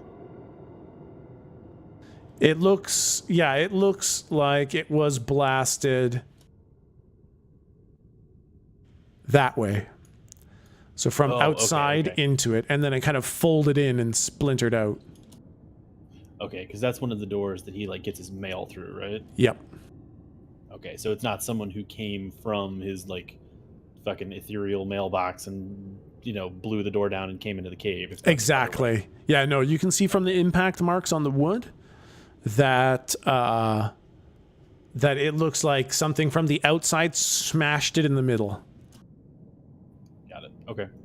Well, that's a something that I can get to rattle, and I'm okay with that. Yeah. So I will proceed with the sack slap plan and see if I can make this a bit of door debris rattle around. Yeah, give me a sack slap roll plus weird, because that's pretty fucking weird. 7. Ooh, that's close. So there's a glitch. Oh boy. Do you choose that, or do I choose that? Well, technically you choose it, but you don't. That's not how we're doing the rules, so I get to choose it. Okay.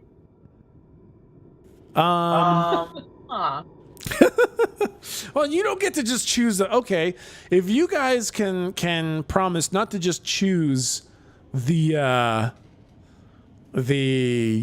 easiest, the least painful consequence, I'll let you pick them. But you guys can't just pick. It's a fire. It's a fireball, but it has a short duration. Okay. Well, I assume you were going to choose draws immediate unwelcome attention. But I think it would be more fun if it had a problematic side effect. Okay. Sure. I like that. I will say that, okay, well, that's kind of cool. Problematic side effect. I mean, maybe for sake of narrative, we'll let you choose them so that I like it. you can do what's in your perfect. brain. That's perfect. I will say that you slap the bag, and instead of just creating a localized effect right at the door, this kind of like visible line of rumbling stone travels from you to the door.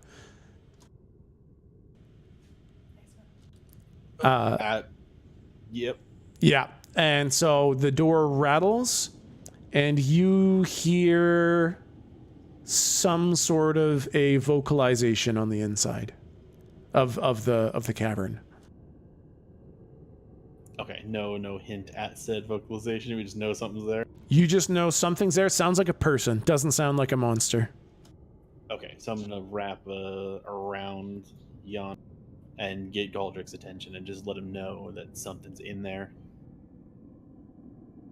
Something is in fact in here? Yeah,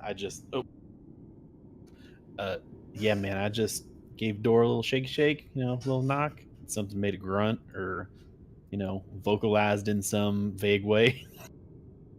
Oh.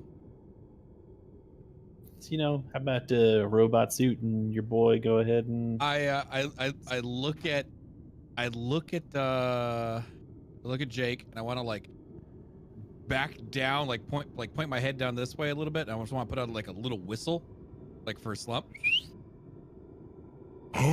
Come on, Mr. Teeny Tot. And then from there, I'm gonna casually walk right here. I'm gonna plant my javelin base down into the ground, and I want to see if I can turn it into a light, like a giant fucking light stick. Damn. All right. Use magic, man. Yeah. I'll stay back here. All right. Mixed success. Mixed success. So we're gonna give you. We're gonna bad genie it a bit.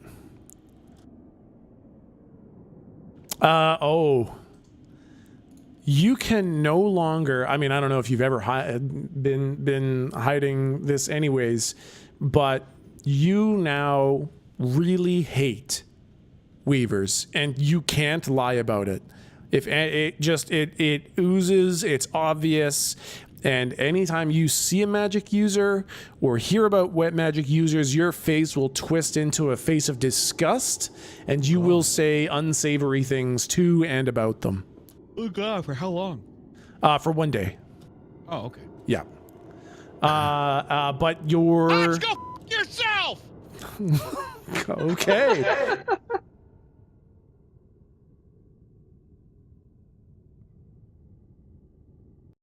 Since no one's babysitting our boy, I'm gonna go back and scoop him up from whoever had him and bring him to where I was. Oh, I know this music. And what you see is a completely destroyed interior.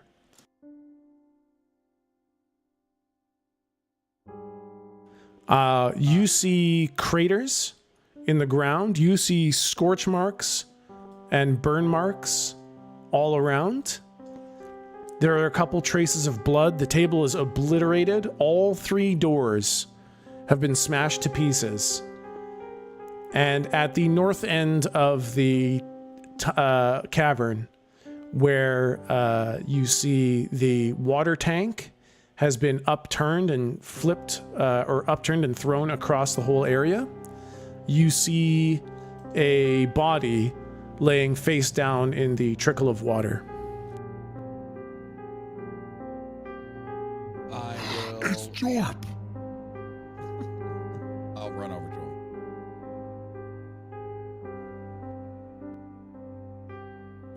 him. He is breathing, but he looks unbelievably fucked up.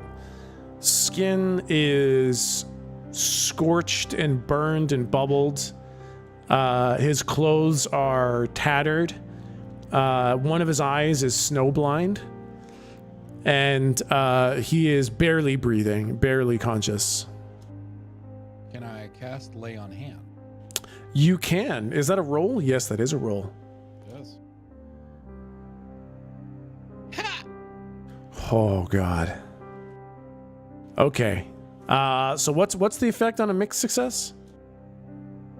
You could have just fucking killed. Yeah, that would have absolutely killed him. No, Oh it doesn't my kill God. him. Not with Lay on Hand. If you fuck it up, it deals 1 harm, and dude's got 1 health.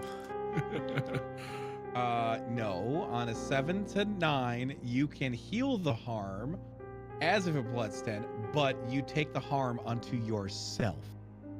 So I will say he is missing 6 harm, and you can take as much of that as you would like. And he will be healed for the amount that you take. Oh God, I will take 3.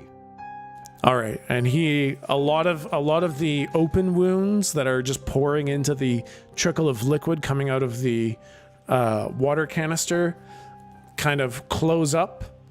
They don't completely heal; they just stop actively gushing blood and pus and other various wound liquids. And he kind of catches his breath a bit, and he sits up just a little bit. Ah, you stupid f***ing weavers! You can't even bother to take care of yourself. Now I feel like f***ing shit. Yeah, you stupid mother idiot making Mr. Teeny Tot mad, and now Slum not gonna get any num-nums because of you mother. He found the beeper, everybody. I am now 2 harm away from death.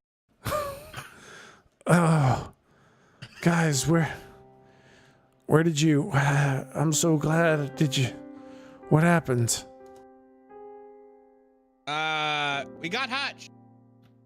Oh, that's good. I'll drag him in. What happened here? You, I want to look around and just be like, you redecorating or? No, one of the other weavers, I think it was Demersal, the guy you said was using, he had that umbrella that folds inside out. Uh-huh. Yeah, he showed up. I think he found me through Dr. Ick. Why didn't you kill him? Dr. Ick or Demersal? Both. I tried. I threw everything I had at Demersal.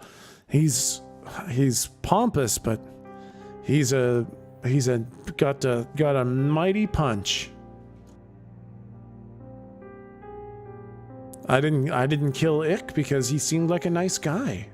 Yeah, that's why we didn't kill him either. Where is he? I think he's still back in the cavern.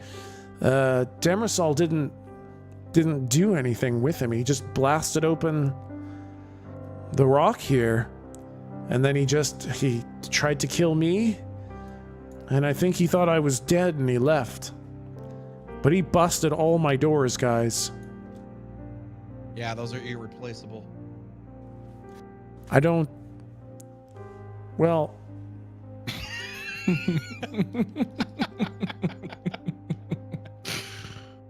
I've got something to tell you guys. Yeah, what's up? There was no one on the other side of those doors. Were you expecting someone on the other side? Well, no, I didn't have companions on the other sides of those doors. And who were you talking to? That was just a trick. Those papers were from me. I was weaving the papers. Wait a minute. I've been working with this guy for a long time, right? Yeah. And he's just been fucking with me the entire time? Yep.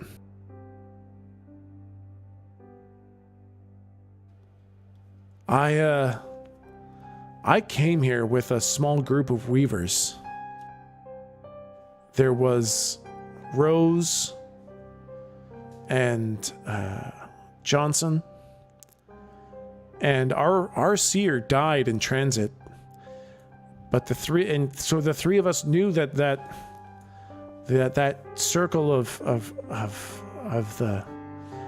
weavers knew about us, so we split up.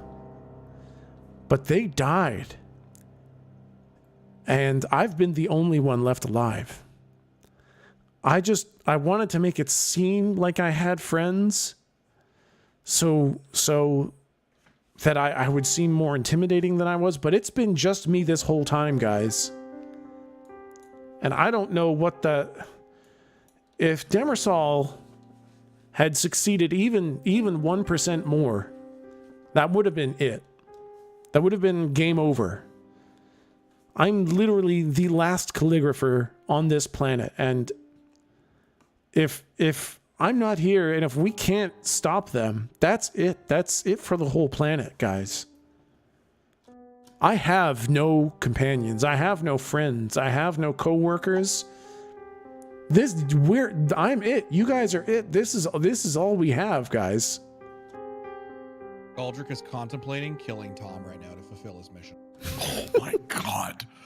Oh my god. As you're thinking that thought, I'm gonna say I have some as well.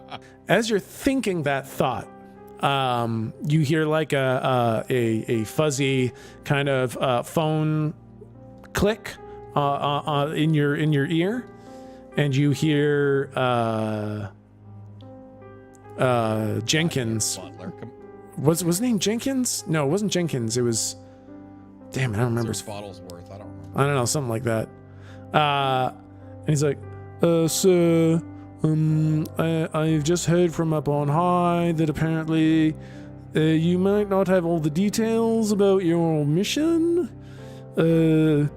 We're still figuring things out. I don't know how two angels got sent down for the same mission for the opposite mission. We're still trying to figure it out up here. Maybe, I think it means something a little bit more complex than just getting rid of the calligraphers. Maybe this is, put a pin in that one, sir. I would like to ready my javelin as if I'm going to stab him. Can we see this? Sir, please, if you could just hold on, sir. I'm getting a message. Definitely not that, sir. Please. I'm kind of like lifting my ear, like to the, like, you know, like tilting the head, like, I'm just kind of like, are you sure? Yes, I'm getting a strong message now. It says for sure that's not the answer. It's something significantly more complex than that, sir. Please, I think you may ruin the campaign if you do this.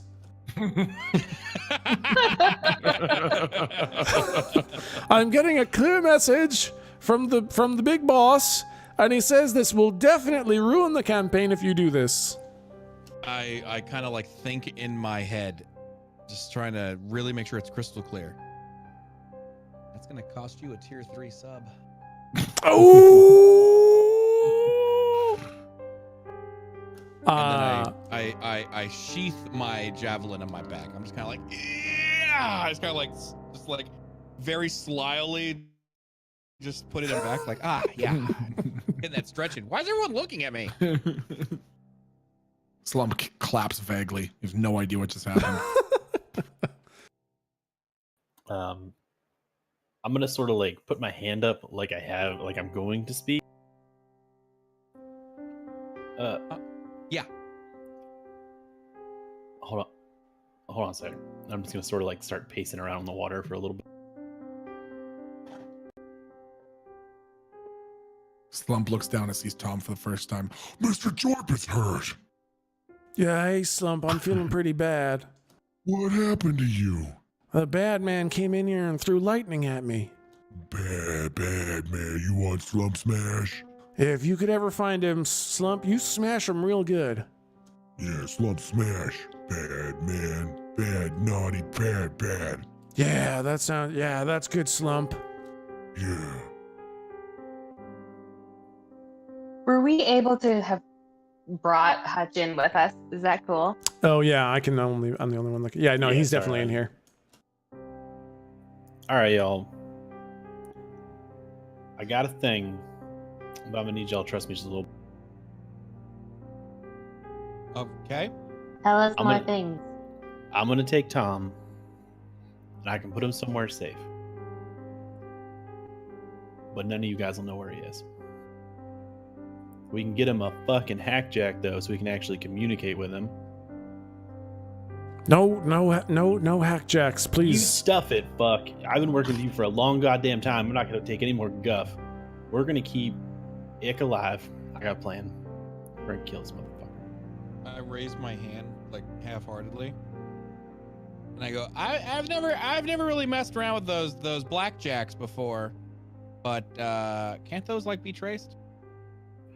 Yeah, man, probably. I don't fucking know. Yeah, they So can't. yeah, you We'll you just get pop on and that. code. You get on that. And if you guys will allow me, I will sort of just help Tom up and leave. I don't stop him. Yeah, Slump lets him go. I'll sort of give Lou like a nod so she knows I'm not being like, fucked up or malicious. I'm not gonna go like murder Tom outside the cave.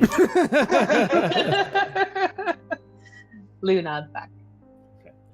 Make sure they don't fucking kill Ick. I need him. Yeah, all right. Okay, so I would like to take Tom out, put a helmet on him, put him on the bike, and he's going to the Haven. Yeah, that sounds perfect. No problem. Tom, as you're kind of like helping him up, Tom sees Hutch, and he says, "Wait, who's that?" That's fucking Hutch. Yeah, eat shit. Oh, he seems like quite a pleasurable fellow. Is he a friend? Yeah, man. So if Demersol's a piece of shit, this guy's tougher than Demersol, and we pretty much jacked him up. So I don't know what the fuck you were doing getting trounced by that guy. So, walk and talk. Oh, all right. Oh wow, you really did a number on his hands. No, you're probably okay then, actually. But watch out for he can weave with his mouth. Slump looks at his mouth and starts looking at his hands. Like, should he somehow disable his mouth with his hands? Please don't bust up my mouth. I need that for eating and talking. Can Mr. Teeny Talk, can he communicate without his mouth? All right, listen here, Hutch. If you do any weaving with your mouth, I'm gonna have Slump rip out your tongue with his teeth, and he's gonna eat it. Yeah, all right. Don't worry. If I was gonna weave with my mouth, I would have done it already. Are we clear? I need a hospital. So do I. I think why don't we all go down to the hospital? You're Now not getting any listen. medical attention. I Last time need we you to went there, stay Slump got a nearly dead. snack.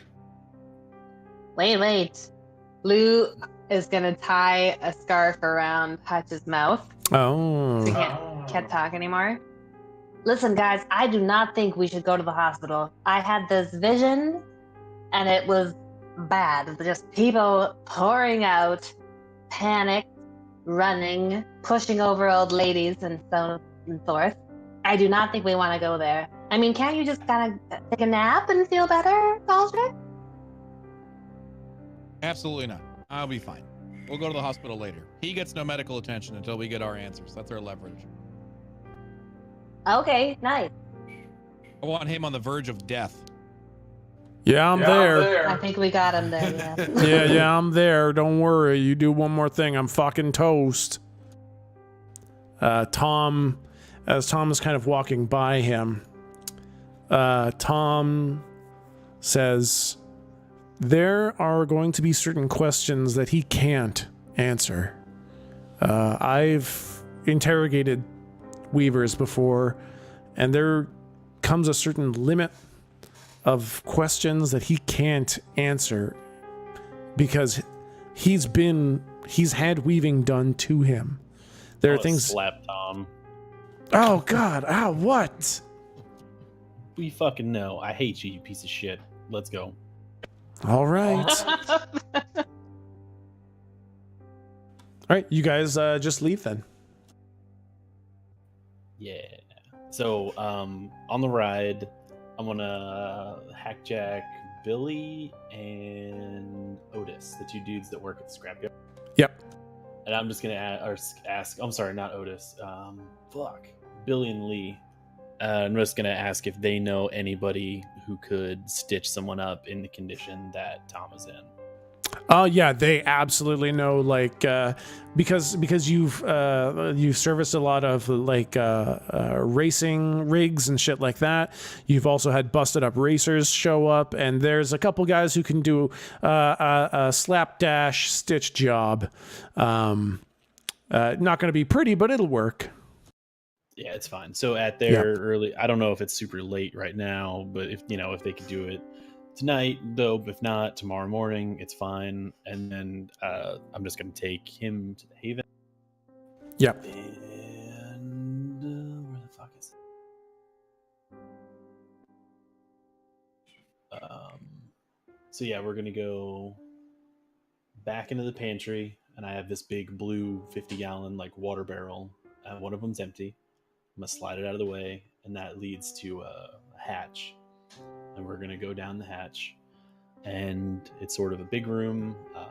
It's the armory, so it's filled with all kinds of knickknacks and weird monster killing shit. And there's 2 cots in there, and the one cot looks relatively slept on, the other one not. And I'm just gonna swipe all the blankets and the pillow off the other cot and lay him down. Yeah, he's really busted up. Like he's basically kind of hanging on your shoulder or leaning on a door or a wall the whole time. And when he goes to lay down, he needs like a lot of assistance and he kind of lays on a tender spot, needs to be adjusted. And when he lays down, his breathing is labored, but he seems relatively stable. Okay, yeah, and then I've only got some like shitty medical kit stuff, so I don't know if I can help until whoever gets here gets here. I will say that he's stable enough to wait for medical attention. He looks really busted up, but he's no longer actively dying. Okay, because I'm not taking him to a hospital. We're gonna wait for that person, whoever they may be, to come in, because we had a guy have a nasty crash. We fixed up his bike, but he's pretty fucked up, and we don't know if he could make the trip to the hospital. Quote, unquote, quote. Yep, he'll show up. He'll probably show up like late at night. It's in the evening now, and he'll be there in a couple hours. And he's bringing just his like triage kit to do emergency bodily repairs, and he'll be there in, I'll say, like probably 2 hours. Okay, I'm just gonna grab an empty or like a non-note filled Nokia, which still has 100% battery because that's what they do. Yeah. And I'll put it on the stand next to him. That'll be his now. Okay. I'm gonna make a peanut butter and jelly sandwich, and I'm gonna text Lou and remind her that they need to keep Ick alive. Bloop bloop. Lou texts back a thumbs up, and then a panda and a penguin. All right, I'm gonna And go that's kill all. Ick. I hate weavers. I'm gonna go. No, wait.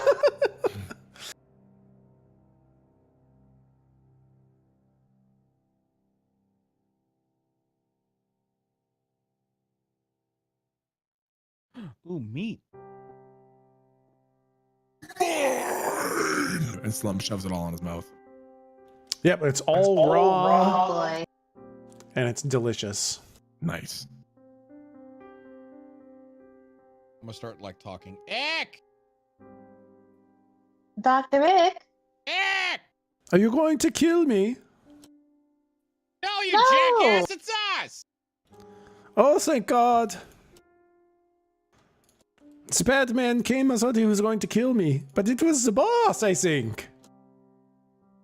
It was a boss? My boss, Oh, your Demisol. boss. Oh. I think Well, it was thought you were Demisol. afraid of Demisol because he was gonna unweave you. Yeah, but he didn't, because I've got my hat on.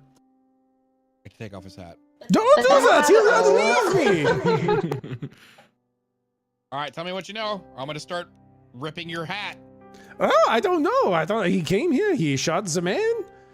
He left. He blew up the rock to show me that I could leave, but he didn't come and say anything to me. He just came in, he shot a bunch of lightning around, and then he just left. But do you think he came here because he knew you were here? No, that's impossible. I have a hat on. I slowly look at Lou, and I'm like, you might want to take this one. I cannot fucking stand the sight of him right now. I will rip him to shreds, and I throw back his hat. Please don't do that. He kind of like unfolds the hat a little bit and fluffs it up and then sticks it back on his head. Slump grabs the hat and eats it. No, my hat! No, he's going to unweave me. Oh, I'm going to die. Okay, I'll say that Slump had it in his mouth and was chewing it. And then how sad does Dr. Ick look on a scale of 1 to 10? Like, you can kind of see the light reflecting off his big round sunglasses, and one single tear starts to roll from behind the glasses, and he's kind of biting his bottom lip as he realizes that now he's gonna die. Okay, you see, Slump looks at him sort of consideratively, and then slowly pulls out this fucking hat from his mouth, covered in Slump slobber, and just like smears it onto his head like peanut butter. Yeah, he kind of like adjusts it and wipes a bit of the slime off, but as long as it's on his head, he feels way better. Okay. And then the strangest thing happens. You hear from over on kind of northeast side of where you guys are. You hear this little buck, buck, buck. The fuck? Wait a minute. Buck, buck, buck, buck, buck. Was that are you guys hearing? Oh, there's a chicken in here. It's a buck dog. There's a I chicken in look at here. Slump and I'm like, no, Snack. no, No, no. don't eat No. the chicken. I called it. I named it. I named the chicken Kevin. Kevin. I named the chicken Kevin. It seemed like a good name for the chicken. Where did you get a chicken? The man brought it in here. Brick, where'd you get a Wait a grenade? minute. I don't know. It's a chicken. It's supposed to be food. Which man brought it? Be specific now. Oh, the Tom man. Oh, well, that. Wait, he just brought you a whole chicken and intended for you to eat it? He threw the chicken over the top of the rock.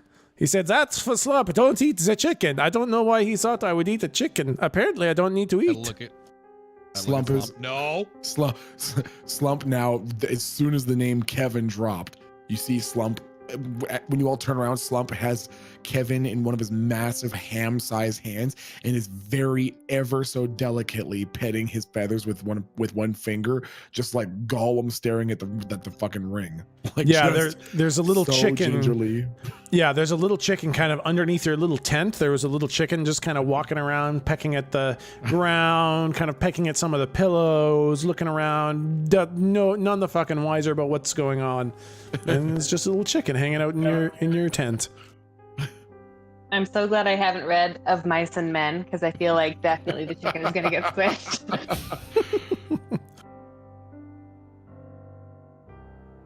No, I don't think he came here for me. He can't see me with my hat on. So why did he come? You have anything for us? I don't know. I think he wanted to kill the Tom man. Do you know why he would want to kill the Tom man? Is the Tom man is a bad man? I have to imagine. No, your boss is the bad man. I think that's up for debate. I think he's a man who wants to make a Frankenstein.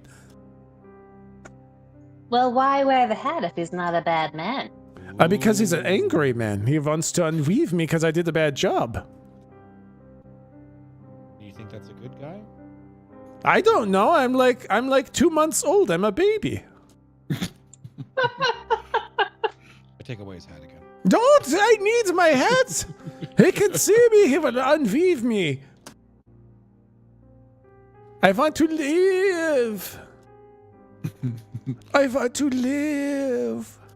I give it back. Oh, thank you. Are we going somewhere now? What happened to Tom? Oh, he's fine. Hey, Your boss Mr. is a bitch. Mr. Yuck Man, can you make a bag? It's doctor, actually. I have a degree. No, you don't. It takes longer than 2 months to get that. And I slap him. Oh, I was born with the degree. Then Slump have 2 degrees, so Slump is Dr. Slump. Yeah. Oh, Dr. Slump. Yeah, Mr. Yuck, can you make a bag? No, I don't know how to. I can grab some. I can grab some You make a cloths. flapping fly monster, while you can't make a bag. Well, I never actually succeeded with the Frankenstein. You I did made that- something like a flapping fleen, you can make a bag. Yeah, I couldn't do that. He kind of comes over and he kind of like tugs on one of the spare pieces of cloth, like just kind of like he like kind of eyes you to see if that's a special piece of cloth, and he kind of tugs at it a bit. He's like, Like a piece. Like from the spare cloth. from just like of the blankets and Yeah, pillowcases and stuff like that. He just kind of grabs one. He starts kind of like pulling it. Slump is watching as he's pulling these different ones, and then ostensibly without reason, as soon as he touches one, Slump goes, "No!" Oh no, not that one. I meant to grab this one. Oh, okay, yeah, that's okay. Yeah, and he can just kind of like bundles it up in his hand. He's like, "Yeah, it's a bag now. I made a bag for you." Okay, because Slump gonna put Kevin in it to carry Kevin around, and if Kevin fall out, Slump gonna eat Mr. Yuck. Don't eat me. I don't know how to make a bag. This is just a piece of Make a cloth. bag. Nope, you promised. You promised Slump. It's bag for Mr. Kevin. Okay, it's a bag. He just kind of hands you a piece of cloth that he's holding in a bag shape right now. Okay, so Slump is fucking slow, but he's not that slow, so he like grabs the cloth and then just stares at Galdrick. Like he doesn't really, he knows it's not a bag, but he doesn't really know what to do with this information now.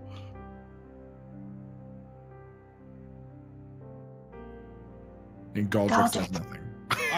What? What do you want me to do with that? What do you honestly want me to do with that? Slump holds out the cloth. Like he doesn't know what to do with it either. He just knows that he wants a bag and that he doesn't have one. You don't. What do you want? Little carry pouch for Kevin the Buck dog. You don't need. We'll stop. We'll just carry him. We'll go to the market and we'll get you a backpack or something. Okay. Okay. I'll get me a backpack because there's no backpack that's gonna fit you. So Yeah. I'll wear the backpack. He can be in my backpack and then you can carry me and then you're carrying Okay. Kevin the Buck dog. Okay. It's like a Okay. Russian doll situation. yeah, exactly. Yeah. Okay. Slump looks satisfied with that. Now, what do we Galdrick, want? I wanted to ask you, Yeah. do you think we should, bring Hutch and Dr. Ick together, or should we keep them apart? Is this something is that an interaction we want to make happen or avoid? I'm not sure. Rick, where are you going? I thought we were going somewhere. Where are we going now? Well, you are gonna die I don't want to die. unless you tell us everything you know. I can make a Frankenstein. Well, I know how to make a Frankenstein, but apparently I can't make one. I know that Demisol made me, so he's kind of like my dad. And and then I know that I need Hutch to was ask you about the hose. the hose. Yeah. I don't know. I don't. You mean like the garden hose on the outside of the tower? Slime. Ooze. Oh, thank Oh. you. It's like, was there a garden What do you hose? know Oh, shit. about black ooze? I don't know what that is. Okay, great. Come out here. Hutch! Hutch, this is Ick! Ick, come here! Oh, bring it. Yeah. What the fuck is that thing? That looks all kinds of fucked up. Oh, hi there. You're very rude. What happened to your That's teeth? exactly what Galdrick wanted. What happened to your teeth? You My look. IRL face looks like Galdrick right now. Your teeth are all messed up. What happened to your teeth? Hey, didn't I meet you in the fucking tower? Weren't you making the Frankenstein things with Demersol's fucked up garbage plan? No, I was making a good Frankenstein and it didn't work, so I ran away. Yeah, well, I guess that makes sense. Demersol's a piece of garbage. Hey, don't say that about my boss. He's a great man. He's just a little misdirected. But he's going to make a Frankenstein. Don't take my hat. Hey, guys, what's this guy's fucking problem with his hat? I don't know, probably the same problem you have with your hands. Slump turned them into pudding. Oh my god, what happened to your hands? They're all messed up. Yeah, these fucking guys, man. Holy shit. These don't let them get a hand on you. They'll fucking bust you up something fierce. I don't know. They seem very nice. They didn't kill me once yet. Does somebody else want to say something? Look at Slump. Slump, I know. And this you is the have show, got everybody. Perfect. You've got the question, Slump. You're gonna have the question that's gonna crack this whole case. Go, Yeah. Slump. 3, 2, go! Who else likes Kevin? I'm pretty fond of Kevin. I thought he was mine. I thought he was mine, but apparently he's yours now. The Slump with one of his massive cucumber fingers wants to flick Dr. Ick right in the fucking nose, like it's really hard. He With just one like falls over like a bowling ball pin. Hutch is like, what the fuck is a Kevin? As soon as he says that, in fucking Anchorman when Veronica says that Ron Burgundy has bad hair. Oh, Has yeah. close up on his eyes. Yeah. You see that sort of spark in Slump's eyes as he immediately his whole head spins to lock onto Hutch. It says, Don't curse at Kevin. Whoa, I'm sorry there, big man. Just, can I please have a hospital now? I'm literally dying. I feel like by game mechanics, I would have bled out by now, but by the grace of God, I'm being kept alive. I really want to go to the hospital. No, you're okay. I feel like I'm not. Hey, listen, Dr. Rick, you got a doctor right in your name. Oh, yeah. Can you help our Yeah. evil friend Hutch here? Yeah, Mr. Yuck was born with a degree, right?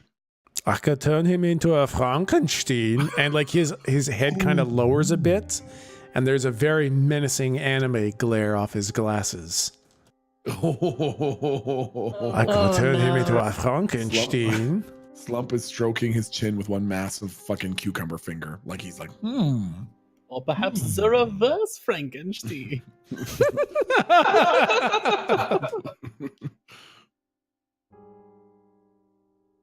No, I can't help him. I don't know the first thing about medicine. I only make Frankensteins. Well, what do you think, Mr. Teeny Tot? Mr. Jake? Why don't we just turn him into a Jake isn't here, you jackass. The loose Hackjack goes boop, and I I texted her about I was sort of like taking off all my shit, like getting ready to chill out for the night, and I realized that I had a rock named Kevin in my pocket, which I'll fondly set down and pat, and then I'll pull out the like tied off rubber gloves full of mushroom samples, and just snap a picture and send them to Lou and be like, hey, ask him what the fuck these are. Oh, yeah. You know what? Hey, both of you, Hutch and Dr. Rick, take a look at these mushrooms.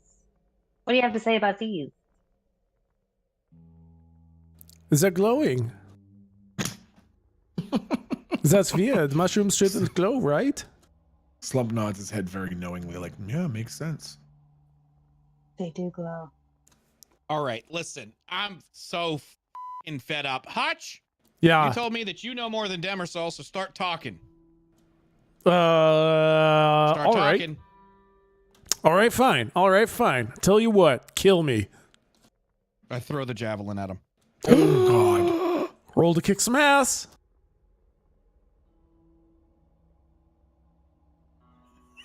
As Oh he my throws the God. javelin, Lou's Hey! phone. Oh yeah, don't forget to ask him about the ooze. Enjoy the experience point. I have finally leveled up. In the most embarrassing way possible, because you kind of wind up with the javelin and you hurl it straight at Hutch's face. But he sees this coming, like he's seen the anger rising the whole time. And so as soon as you wind up to throw it, he kind of ducks, and there's that rock behind him. And the javelin bounces off the rock and comes back and impales you for No damage. Don't say more than 3. how much damage does your... I'm not gonna tell you. I want you to know you could very well kill me right now. Nope. Can I? What if I were to like react and try and protect? Wait, what is protect? How about help? Can I just help? Wait, You could help out. is that what? No, You that's could just ha- gonna be a you mix. could- you could, yeah, that's fine. The only way he doesn't die is if someone helps him out and gives him +1 and turns it to not a complete failure. Yep. What do I roll plus? 'Cause Slump may be a big, slow, stupid fuck, but when it comes to protecting Teeny Tot, he's superhuman That's fast true. reaction. So what am I rolling plus? Plus cool. Well, fucking ripperoni pepperoni. Oh, you both died. I can't double down help out, right? That's too many things. I'm enjoying a peanut butter jelly sandwich you made with your God damn Like to it. help out through that fucking hackjack. Let's go. Shoot. Can I? What if I roll to protect? That's a different roll. That is Protect both. a different roll. What does protect do? Okay, yes. Roll to protect. That's roll plus tough. That's a 0, so let's see here. All right. See you guys next campaign. God. Peace. Can I roll to protect too now? Well, geez, It's just guys. me and Tom, old Tom and Jake, the Jake and Tom duo. Back just like the old days, as Hutch, the one hit point, busted ass hand, on death's doorstep weaver, has just found himself the proud owner of a Lugaldric slump kebab. As you guys all get fucking impaled through the fucking skulls and are dead.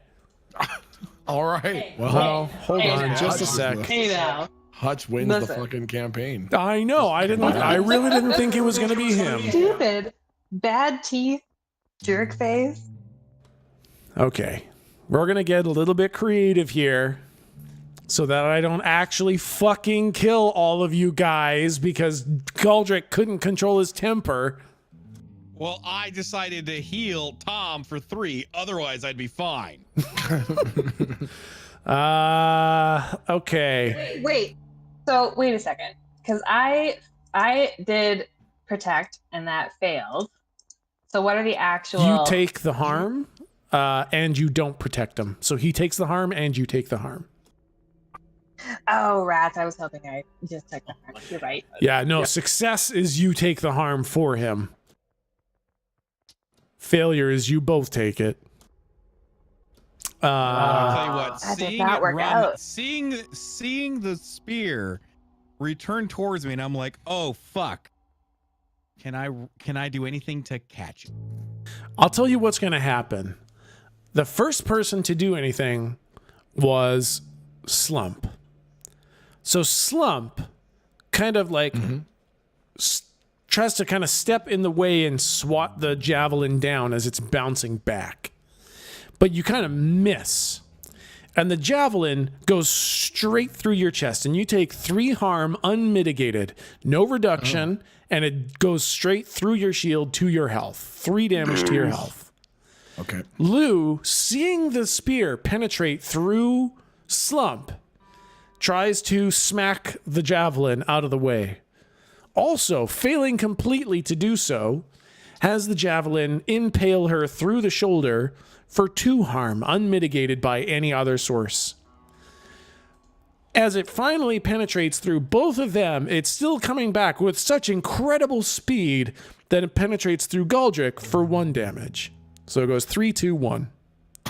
And you're now all skewered on the javelin. Oh God. Oh Lord. What the fuck? Holy shit! That is an incredibly unfortunate series of events, you idiots. Oh, that's amazing. How did you do that? I'm just kind of looking down and smiling. I have been alive for quite some time, and this is a first.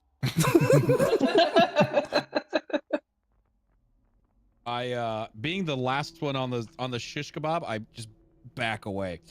Yeah, it wasn't impaled very far on you. You're just kind of off the shish kebab. But Lou and Slump are very awkwardly skewered together because it's through Slump's liver and through Lou's shoulder. Slump feels like a vibration against his butt as Lou's phone goes off again. And I've just texted, hey, ask Hutch where that pipe went that was coming out of the back of the refrigerator. No, Jake. No, I'm just kidding. Send while you're impaled. Accidentally selfies, and it's just blood and gore and a giant impale. I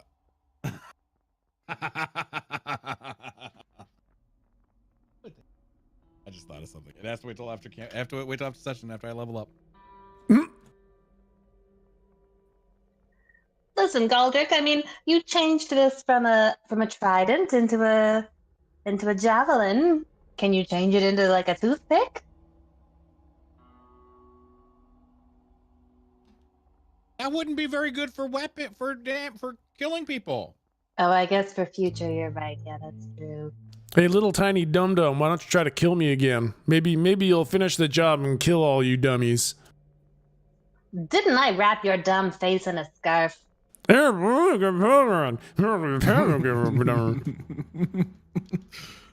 like to walk over to him Yeah, slowly. I'm gonna put my hands on him. yeah. I want to cast Lay on Hands. Oh my god. Oh. All right, roll it. He has 1 health. Oh my. Well, And I look at him, and instead I drain the life essence out of him. You absolutely do. You get 1 hit point as Hutch just, you see his eyes kind of glaze over. He's got this big fucking grin on his face. He's like, yeah, what the fuck are you gonna do? And you put your hands on his shoulders and he sees this kind of glow. And I think you healed other people, so he's seen this. And he thinks that he's actually gonna get healed.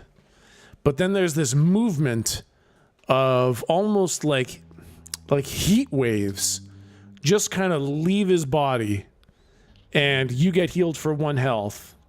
And Hutch's eye, the light just goes off. Before he dies, like as it's happening, I want to look at him, and I want to say, "The Howlers fucking suck."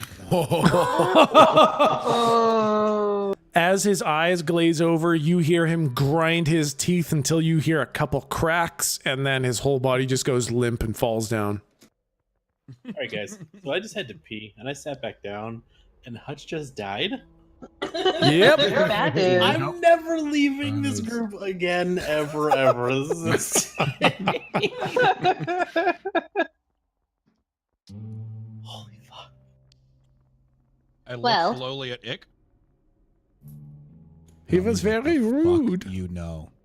I don't know. I told you I make a Frankenstein. Demisol has visitors, and then I fail at Frankenstein and run away. Visitors, plural. So Hutch, and who else? Another man, a fat man. Just one other man. Yeah, a fat man. Did he have any kind of distinguishing accessory? He had the big mustache.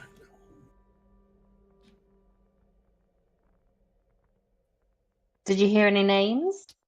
No names. Just Hutch and the other man. The fat man with the mustache.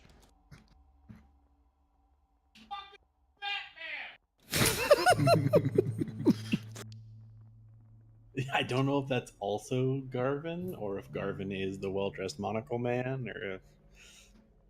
Was the monocle man fat? I don't remember. I don't think so. Who are you Was he? talking about? The monocle man. So I Was have there in not my a guy with a notes monocle? that there was Visitor 1, which the loud man, black teeth, Nash Club, we found out that was Hutch. Visitor number 2 was described as a well-dressed man with a monocle. Is that Demersal? No, it's people visiting Demersal. Okay. Later we had Garvin, and I thought maybe that Visitor number 2 was Garvin, the guy with the monocle, but maybe the dude with the monocle is the fat guy with the mustache? Yeah, he had the monocle. Okay, cool. All along. Totally not new information. All right. Well, when this larger mustachioed man would visit, what would they talk about? I don't know. They would lock me out. I couldn't hear what they would talk about. I can only imagine a Frankenstein. What else would you talk about? I mean, that is a pretty fascinating subject, that's true. How often did he visit? Not very often. Like maybe once or twice. Did he ever say where he was from? The North? One more f***ing person just says the North. I'm gonna lose my shit. I hate beavers. No, if I he said lived the here- true North. Beyond the wall. Is winter coming? Is far water to the north? Far water. Yes, you know that. Yeah, it is. It's in the notes.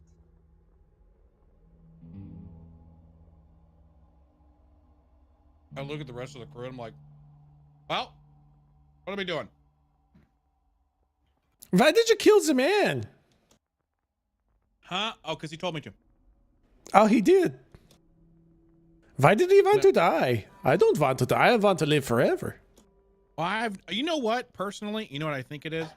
A lot of this has something eerily similar with with like a story, you know, the ink and, you know, midichlorians. You ever heard that word? No, that sounds like a terrible idea. I think he might have just become more powerful than we ever could have imagined. Oh, shit.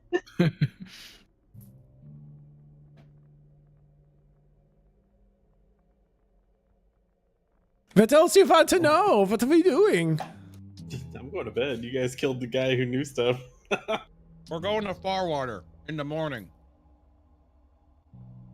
Slump is gonna eat Hutch's body. Yeah. Oh, wait.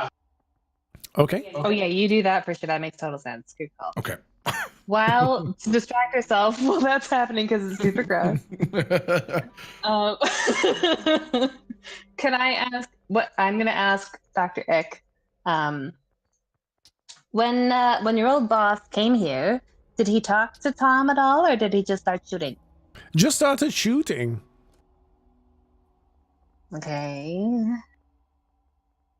I will look at him and say, is there any plot line you can offer us?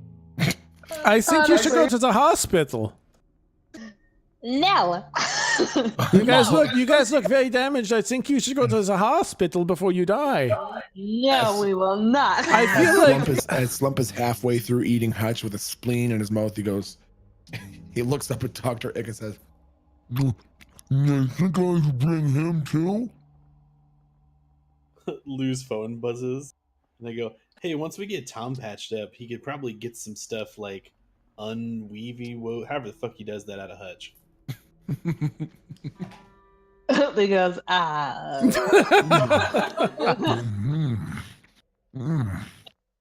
I'm gonna text back. Hutch Just text is. back a picture.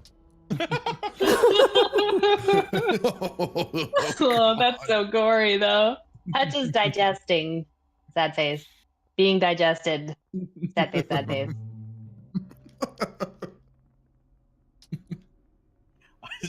I'm just gonna send back fuck and then a bunch of like gravestone emojis.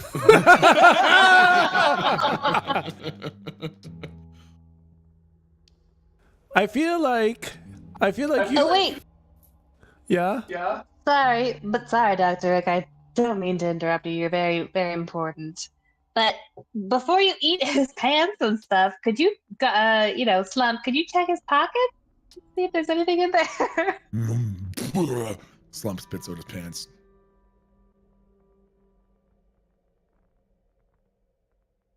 And checks the pockets. There's a note in there that says reminder to self after grilled cheese, make sure to go get medical attention at the hospital. God damn Now, it. this vision that you had, did you share it with us? I don't remember. Yes. Oh, thank God. Okay. Yeah. I don't remember what the fuck the vision was. What the fuck was your vision? In the hospital? Oh, I Remember, that's what I'm was. wondering. Like, I genuinely don't remember it. Like, I remember creepy shit, bad shit. Hospital's gone bad. That's all I really remember.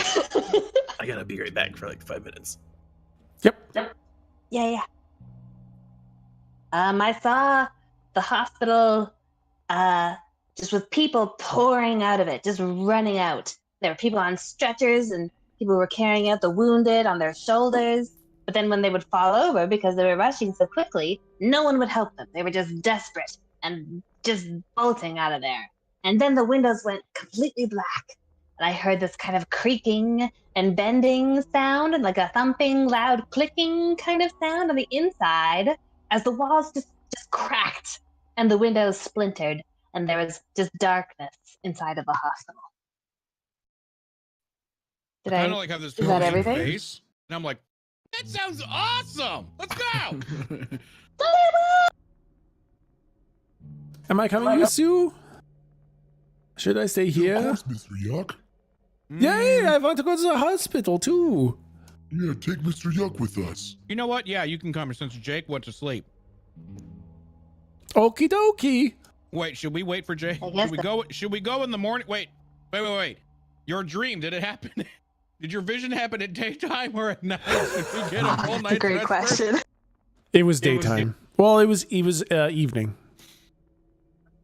And what time That's is so it long now? from now. Perfect. Isn't it like the middle of the night? Like It's 11 very o'clock? late at night right now. Yeah. All right, let's get some sleep. We'll go in the morning. Tell Jake to meet us bright and early. Yeah, that's At the smart. hospital? Okay, Yeah. sounds good. I'll text Yeah. them. Text. Type. Boop boop. And then he definitely gets that text, but is also asleep, so he doesn't respond. So you guys would like to go to bed, and then go to the hospital in the morning? Yeah. Yeah, AKA excuse for Jake to meet back up with us because I don't want to leave him out. Yeah. Yeah, that's a good call.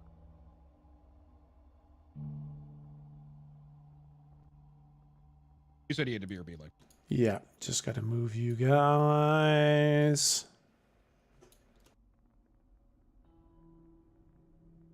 The emoji that I put in the thing is like what I imagine you put back when it's like, let's get the information at a hug. Ooh, yeah, well. I guess I need you guys' actual things. Damn it. Lou, Slump, Jake, Galdrick, and I guess fucking Ick is coming now. That's a fun turn of events. What an unexpected surprise. Ick. Drick. Dr. Ick. There we go. I need to give you guys permission? Damn it. Is it like this weird moment where Tom absolutely tells us to bring them back alive, and then the keeper is fucking shocked when we bring them back alive? I really didn't expect you to. Our track record so far. To be fair, it didn't last long. Well, that's true. And you fucking moved, you moved fucking Tom as soon as you brought him back alive. You like, what the, you know what? You guys do you. I love it. It's perfect. Thank you for your support. You're all winning the game. Yay. Except for the point where I Yeah. needed to bend the rules to stop from killing 3 of you. Don't act like you haven't already fucking done that for your wife. Yeah, Oh, for sure. that's fair. Fair point. Don't kill my wife. Well, I'm here on my like all the birthday. time. Yeah, that's right. All right. You guys should have control. I will say that the night passes relatively uneventfully. The medic comes and patches up Tom, but says that he should probably get some rest for another day, try to recover, regain his strength.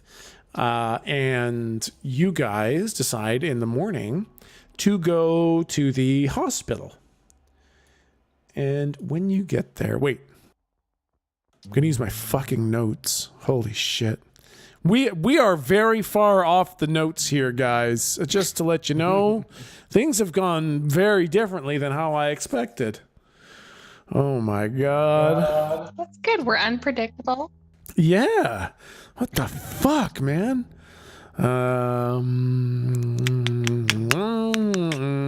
Okay, so I guess at this point, I'd say I got too many fucking notes here. Oh boy. Oh shit. There's some stuff for you guys. Well, good luck. At some point, you guys are just gonna die. So I guess enjoy life while you can. You guys arrive at the hospital, and the lights are all off. There's no people in the parking lot. There's no people visible through the windows. You can see into the waiting room. and there are no people in there, and it is very dark on the inside. All the lights are off, except in a couple places where you can see like the emergency exit signs are on. So there's a couple dull red glows on the inside, and some of the emergency lighting is lighting up a couple doorways. But other than that, it is very dark on the inside. Uh-oh. I think it might have already happened. Oh. Hello, I'm here, and I'm here. The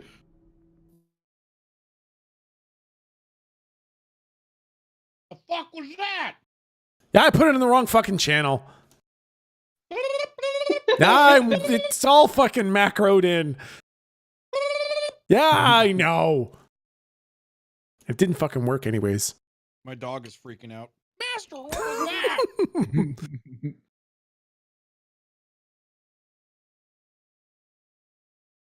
Ah, fuck!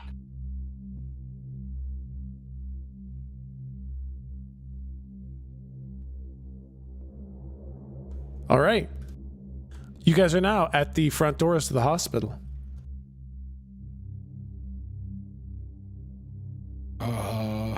This is some Silent Hill level shit, man. I don't know what the fuck to do. I casually walk in. Oh god. Oh yeah, sorry. So it's a hospital and it is Grizzly, I imagine. It is a hospital. black. All the lights are off. Yeah, all the lights are off. You can't see any people. There are windows into the waiting room, and there are no people in the waiting room. All the lights are off. It seems like the power is out. On the inside, you can see some of the emergency lighting has turned on, including like the exit signs. There's a bit of dull red light and a couple emergency white lights illuminating a couple doorways on the inside. Don't worry, I'll check it out. I try to use it sparingly. It's technically the next day. Can I use lay on hands on myself to give me not 1 inch away from death? Yes. I will Did say, he rest already? Like, didn't we rest overnight? yeah, so the way I thought, yeah. resting heals you if you're not in need of medical attention. I see. If you need hospitalization, technically you take 1 harm every couple minutes Okay. until you die. Okay. I will say that because you're going to need it, you used lay on hands on yourself before you went to bed to bring you out of hospitalization zone, and then slept to heal back to full. Oh. Fantastic. I really like this keeper. I wonder what you guys say about his small hands. Wow. What? I was backing you up! All right.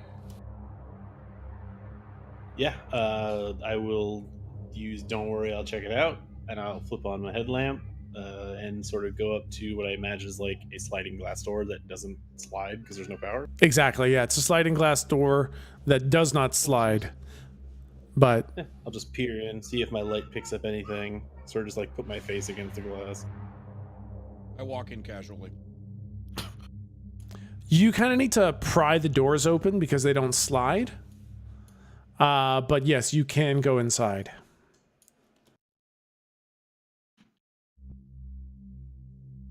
I walk up to the front desk.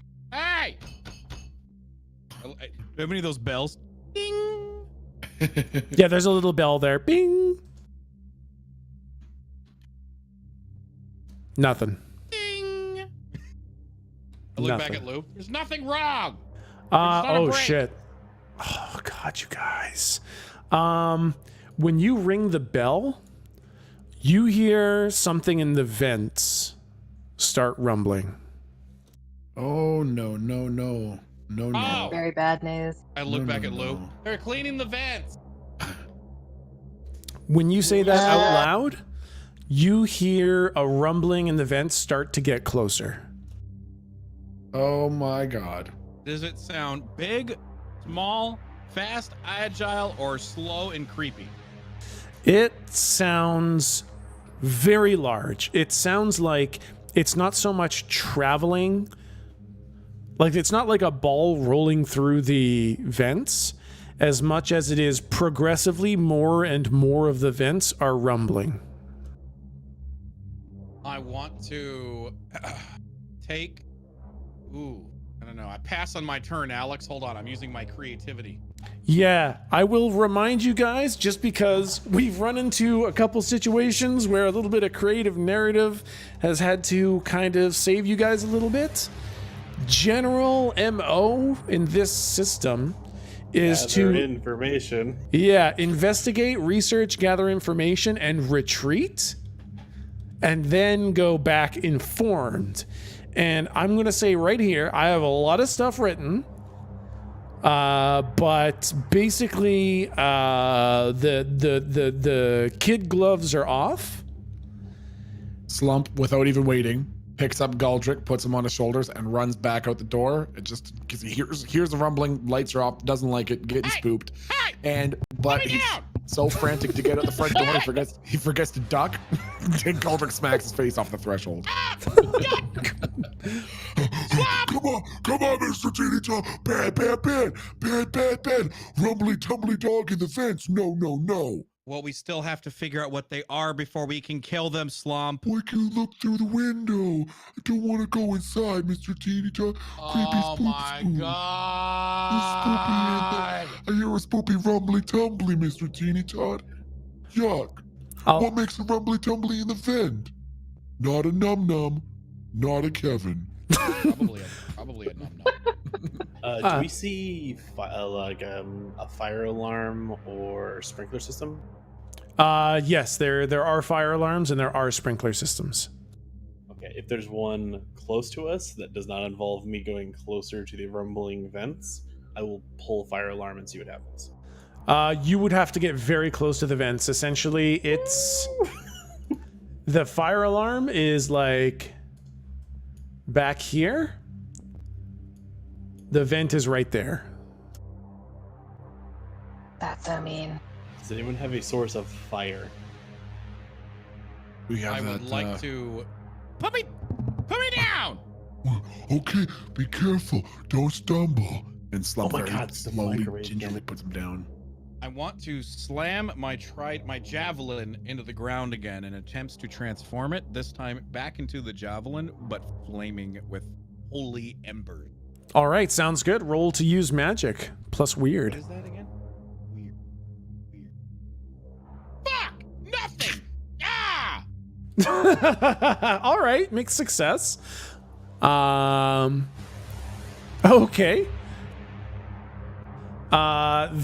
You jam the javelin into the ground and you kind of focus on it, and your hands are kind of held intently at its sides as you try to focus this weird connection that you're forming with this weapon.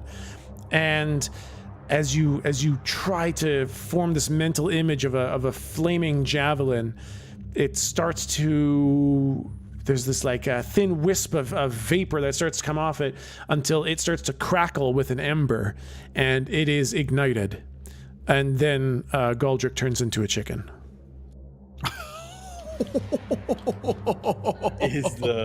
Is the entire trident on fire, or just Yeah. like the end of it? The whole thing. Fuck. Well, I'm not touching that shit.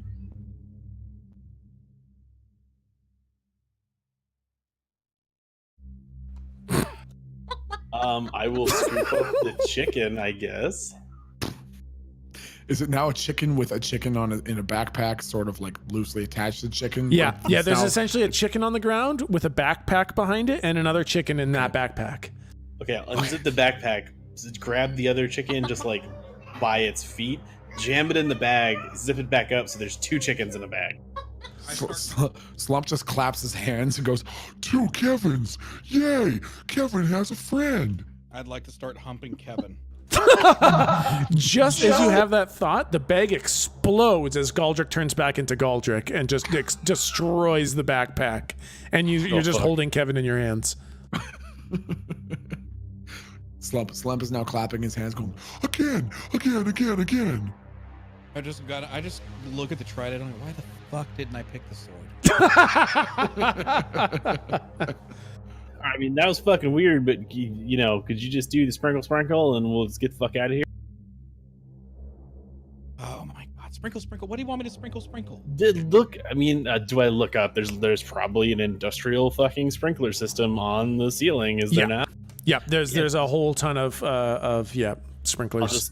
point up at it and just, I don't know, man. It's probably, they work when there's no power. Probably. I don't know. I've never installed. You made me turn into a chicken for that. I like to reach into my pocket and pull out a Zippo lighter. Yep. Man, who has lighters in this day and age? How fucking old are you? That's the guy with 5 Nokia phones. Oh, good point. They're a rarity from a time past, you know? It's a fucking antique. I just do a Zippo trick and I go, so is this. Well, good luck fucking reaching the ceiling with it. I look at Slump and I do hands up in the arms. Up, Mr. Teeny Tot. And Slump picks him up, puts him on his shoulders. Yep. All right, If put me only into you that, had some like- kind of stick with fire on the end of it. I throw the javelin at Jake. I'm just kidding. Oh my god. Oh, what's this? Oh, no, Ick. No, Ick. Is this no, a no. hospital? Nope. Yeah. You know what? Shh. I'm gonna grab his hand. Oh, are we not going inside the hospital yet? We're just looking around right now, dear. I'm gonna hold the lighter up and see if the sprinkler system works. Yeah. Oh boy. All right. I don't know why this is a plan, but Yeah, The stimulus. Something has to respond. That's right. You. Oh boy. Sorry, Keeper. All right, you hold it up. Sprinkler system absolutely runs on emergency power, so there is a loud ringing bell as the fire alarm goes off. All the sprinklers turn on. Well, not all of them. Actually, some of them don't turn on, but a large majority of them do turn on. And that rumbling... What's up? Did we see anything before the water starts pouring? Like any footprints, drag marks, or anything?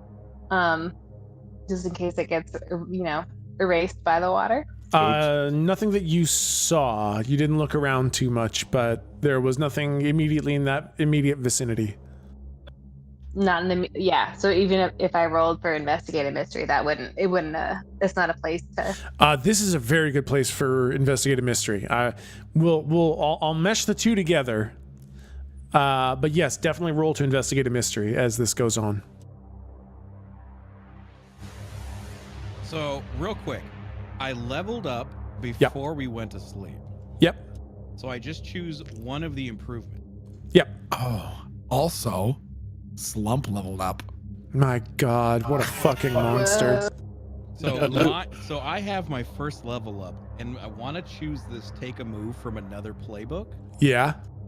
Can I take? I'm gonna try to keep it in the same wheelhouse. I've never seen Slump do it, but I'm gonna try to use it only of people that are in my party. Can I take Incorporeal from Monster? Oh, fuck. Yeah, what does that do? It essentially means I can move through. It's just kind of a flare thing, but I can move through solid objects. I figured it works with the angel ethereal. I'm a whispery thing. Holy fuck. Oh, nice. Slump gets that too.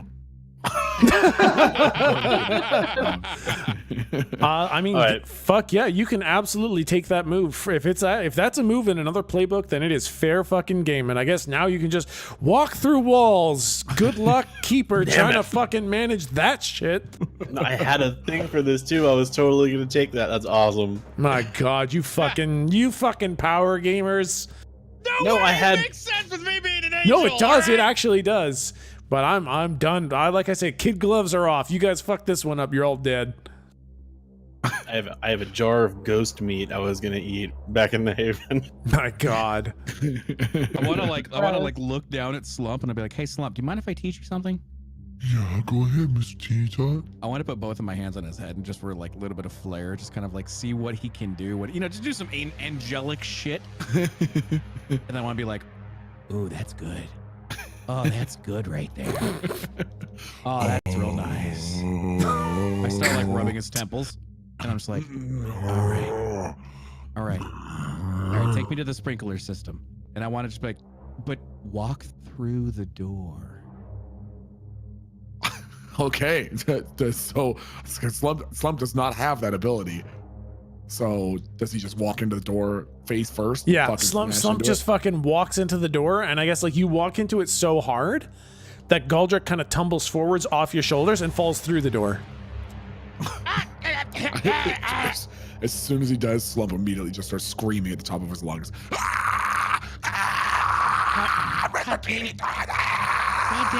I'm fine. I just walk through the door again. I'm fine. Does that shit have a cooldown or something?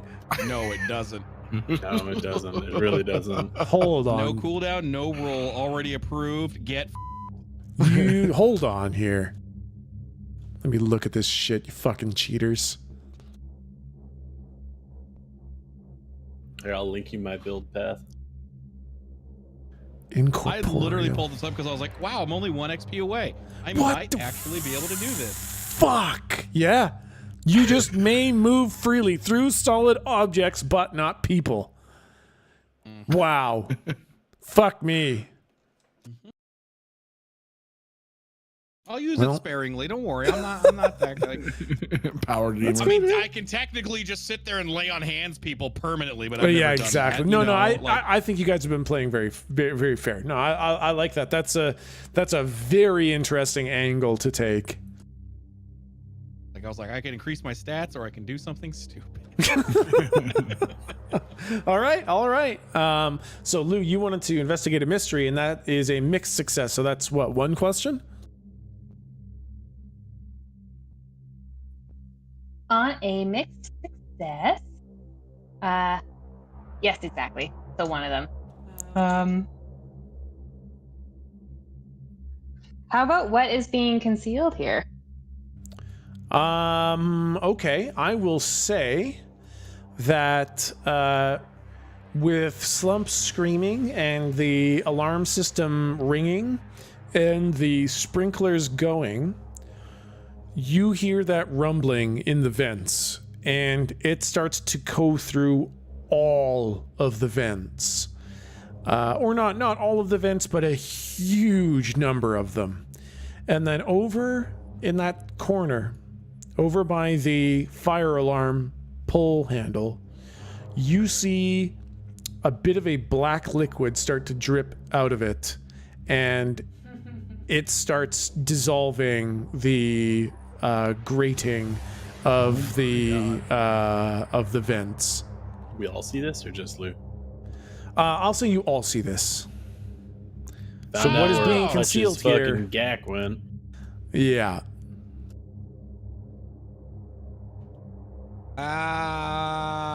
Well, we know cold things kind of contained it, right? Without even Maybe we can go back and get another thing. without even skipping a beat, Slump scoops a fingerful of it and sticks it in his mouth. No. Well, One, luckily it's Before very far Galdrick can even away. stop him. No, it's too far away. First Nope, off. Slump does. Slump breaks the wall down to taste it. Yep. So can I say what I was gonna say before Slump actually said that? Because I was getting ready to chime in. All right, say it. We'll see how the whole thing plays out. I was gonna say, Slump, you're not allowed to eat this. Okay. I was legit about to fucking say this. So You can't eat this Uh-huh. because do you remember the oh, you didn't see it. Okay. Remember the refrigerator? Uh-huh. Okay, 5 of these went inside of it. Oh. One of those things tried to eat it. Uh-huh. That slime ate it from the inside out. Oh, Don't okay. eat Slump, that. Slump eats it. all right. So now I have that sounds about right. I've got a question about Yep. logistics. Yep. The door's closed. Yeah. Are you going to break the door down? He's gonna rip it off the hinges Okay. and carry it with him. Like he's opening the door really hard, and then he's just taking the door inside with him. All right. So good. Slump tears down the door and just goes thundering across the kind of foyer area over to the vent where that little bit of slime is dripping out. And You lean down and stick your finger in a bit of the slime, and it starts dissolving your finger. So you Immortal. stick. What's that? I'm immortal. Which means, Can't be affected by poisons or toxins or acids. does it say acids? That's right there. Verifying hold, please.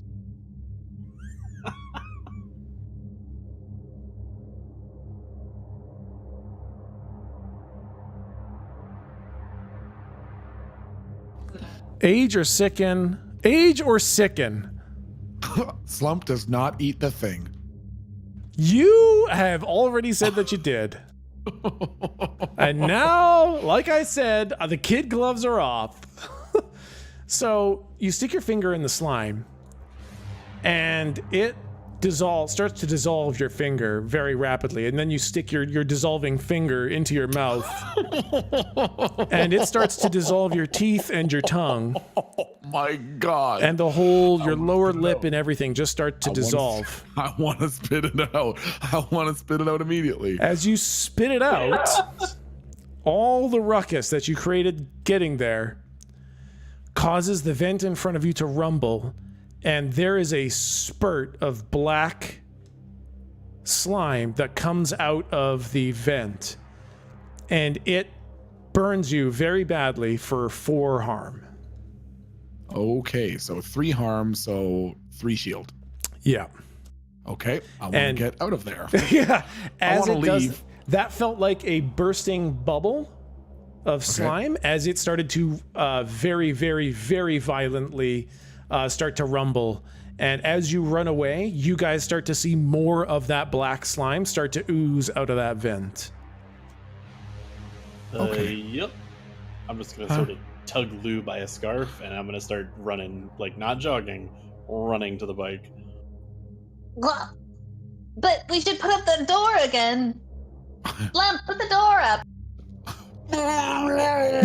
Slump wants to like try his best to jam it back into the fucking into the threshold. Yeah, you just kind of like Slam. slam it in there. Kinda have Yeah. that very disappointed father look. You happy? Num num hurts. You gotta listen to me next time. How'd that work out for you? I kind of look like when you slump. I'm kind of like that like when the God, you ever see what the fuck Christopher Titus, stand-up comedian, he's like the dad who just lets the son put the fork in the socket, you know, you're like, how'd that work out for you? Yeah. Slump is just sort of pointing in his open mouth and going, "Oh, ow, ow, ow!" It looks like fucking like raw hamburger meat in there. Oh god! God, I do not bite. Do not bite. I put my finger in his mouth. And I do finger on hands. Oh my god! All right, roll it up. Because I hate seeing Slump in pain. You might see him dead. Wait, how much harm did you just fucking take? I'm okay. I've got 1 more shield and 7 harm left. So Oh. I can never remember what the fuck it is. Plus. Oop. All right, you are. Mixed success. So you take the harm from him. Is that how it Whatever, works? Yeah, nope, I'll take, you will die. So what do you mean? I will die. Yeah, you take would not. 3 harms, and Slump is all better. Oh, okay, Yeah, I'm fine. okay. Okay, so Slump's mouth is all healed. It's Yeah. all better. Your chompers Oh. are back. Your tongue is back. Your lip is My back. tongue, now my fucking finger looks like shit though. Yeah. Oh, better, Mr. Teeny I Top. told you Look. not to fucking bite.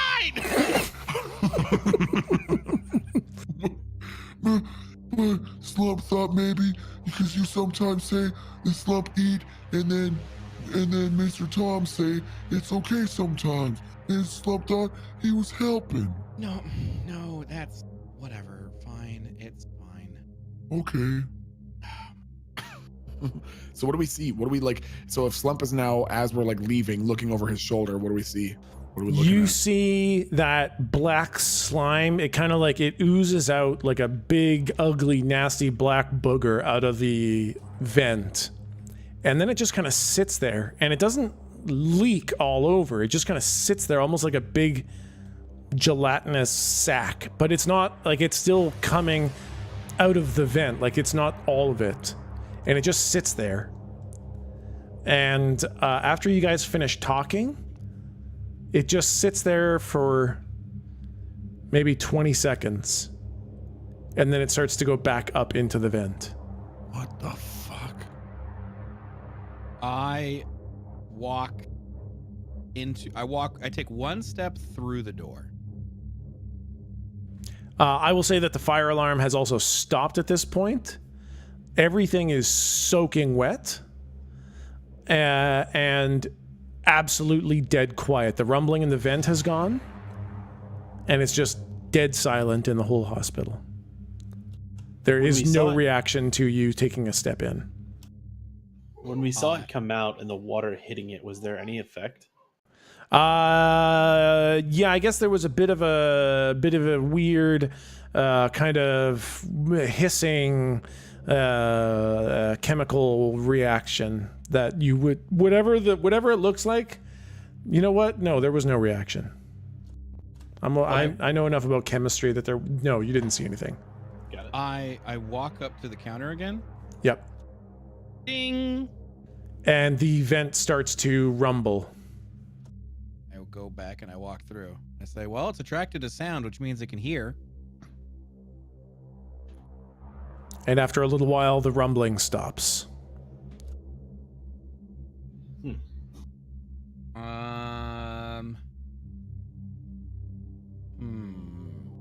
Are we... Jake, did we get very far away, or are we just, like, still outside? I want to do one more test. Hold on. I want to go inside. And... you know what? I'm going to bring Slump inside. Slump, follow me. Shh. I look at Slump and I go, shh. Slump. Slump goes with him. Are we having a party in here? God, I slap Ick. Get out Oh, there! God! And the vent starts to rumble. God damn it, you ruined the test, you bitch! What was going on? I thought we were going into hospital. Hey, I don't know, we're not going to the hospital again. Can you not? They're closed. Renovation. Oh, okay. And the rumbling stops. God damn it, Slump, come here. What? Okay, Slump, I want you to stomp your foot as hard as you can. Slumps like lifts his fucking knee up to his chest and stomps down as hard as he possibly can. Yeah, it cracks one of the floor tiles, and you absolutely hear that rumbling in the vent again. It's not coming as quickly. Like when it was the bell, it was immediate, and the rumbling got loud quickly. Here, you can hear something making its way through the vents to you, but not quite as intently. I'll move out and I'll say, all right, here's the general consensus. It can hear, it responds better to higher frequencies, so we can easily kind of trap it with that. Low rumblings, lower like footsteps, it took its time. So I don't know if it responds specifically to the pitch of the sound, or if it could hear the bell as opposed to feel his footstep. Does that make any sense? I kind of look at Jake and Blue. I'm pretty far away, sorry. Oh, right.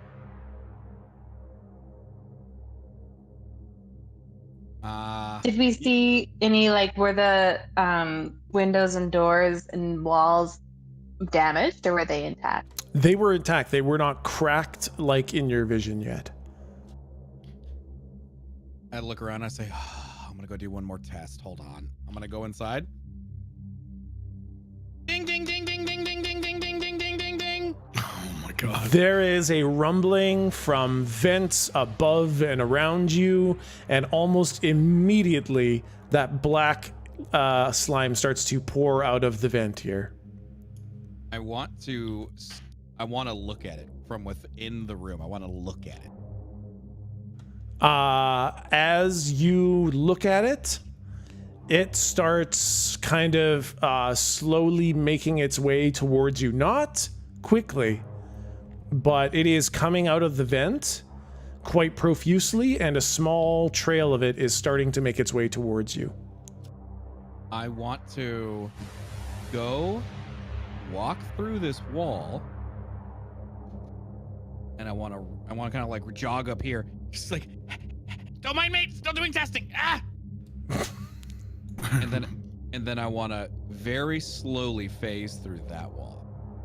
Okay, so you want to step in very quietly, like very gently step in? I want to very gently, as I want to use my minimal size to use minimal impact. Just very slowly, like. Yeah, you very gently phase in, and you see this black slime just starting to trickle on over here. It starts to kind of swell and pulse as it sends more of its slime along the trail. It gets thicker, it gets more viscous, and it starts just kind of exploring the space around. And then the whole thing just kind of sits still for about 20 seconds.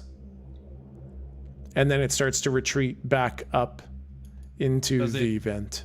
Does it see me? Like when I'm through this wall, like Yeah. I want to physically be standing there. Exactly. Yeah. No. If you came in very, very, very carefully and quietly, it made no reaction to your presence. Okay, I go back through the wall. Good news! It can't see. I think this time I would have gotten the bike and like brought it over. So I'll like click off the headlamp because I don't know what the fuck that does yet. But it'll just sort of gently rumble hum there, and I'll just be like, "It can't see. All right." But it can hear. Oh fuck! I'll cut the bike real quick. Yeah. And actually, technically, it is 10 o'clock, guys. So with that information gathered, we can call it there. All right. Nice. Damn, Make an guys. arbitrary roll to see if I level up. What was that? I was like, can I make an arbitrary roll real fast to see if I level up? Do you want I'm to just- read a bad situation? Yes. No, that uses sharp. Hold on. Fuck, no, use sharp. That's fine.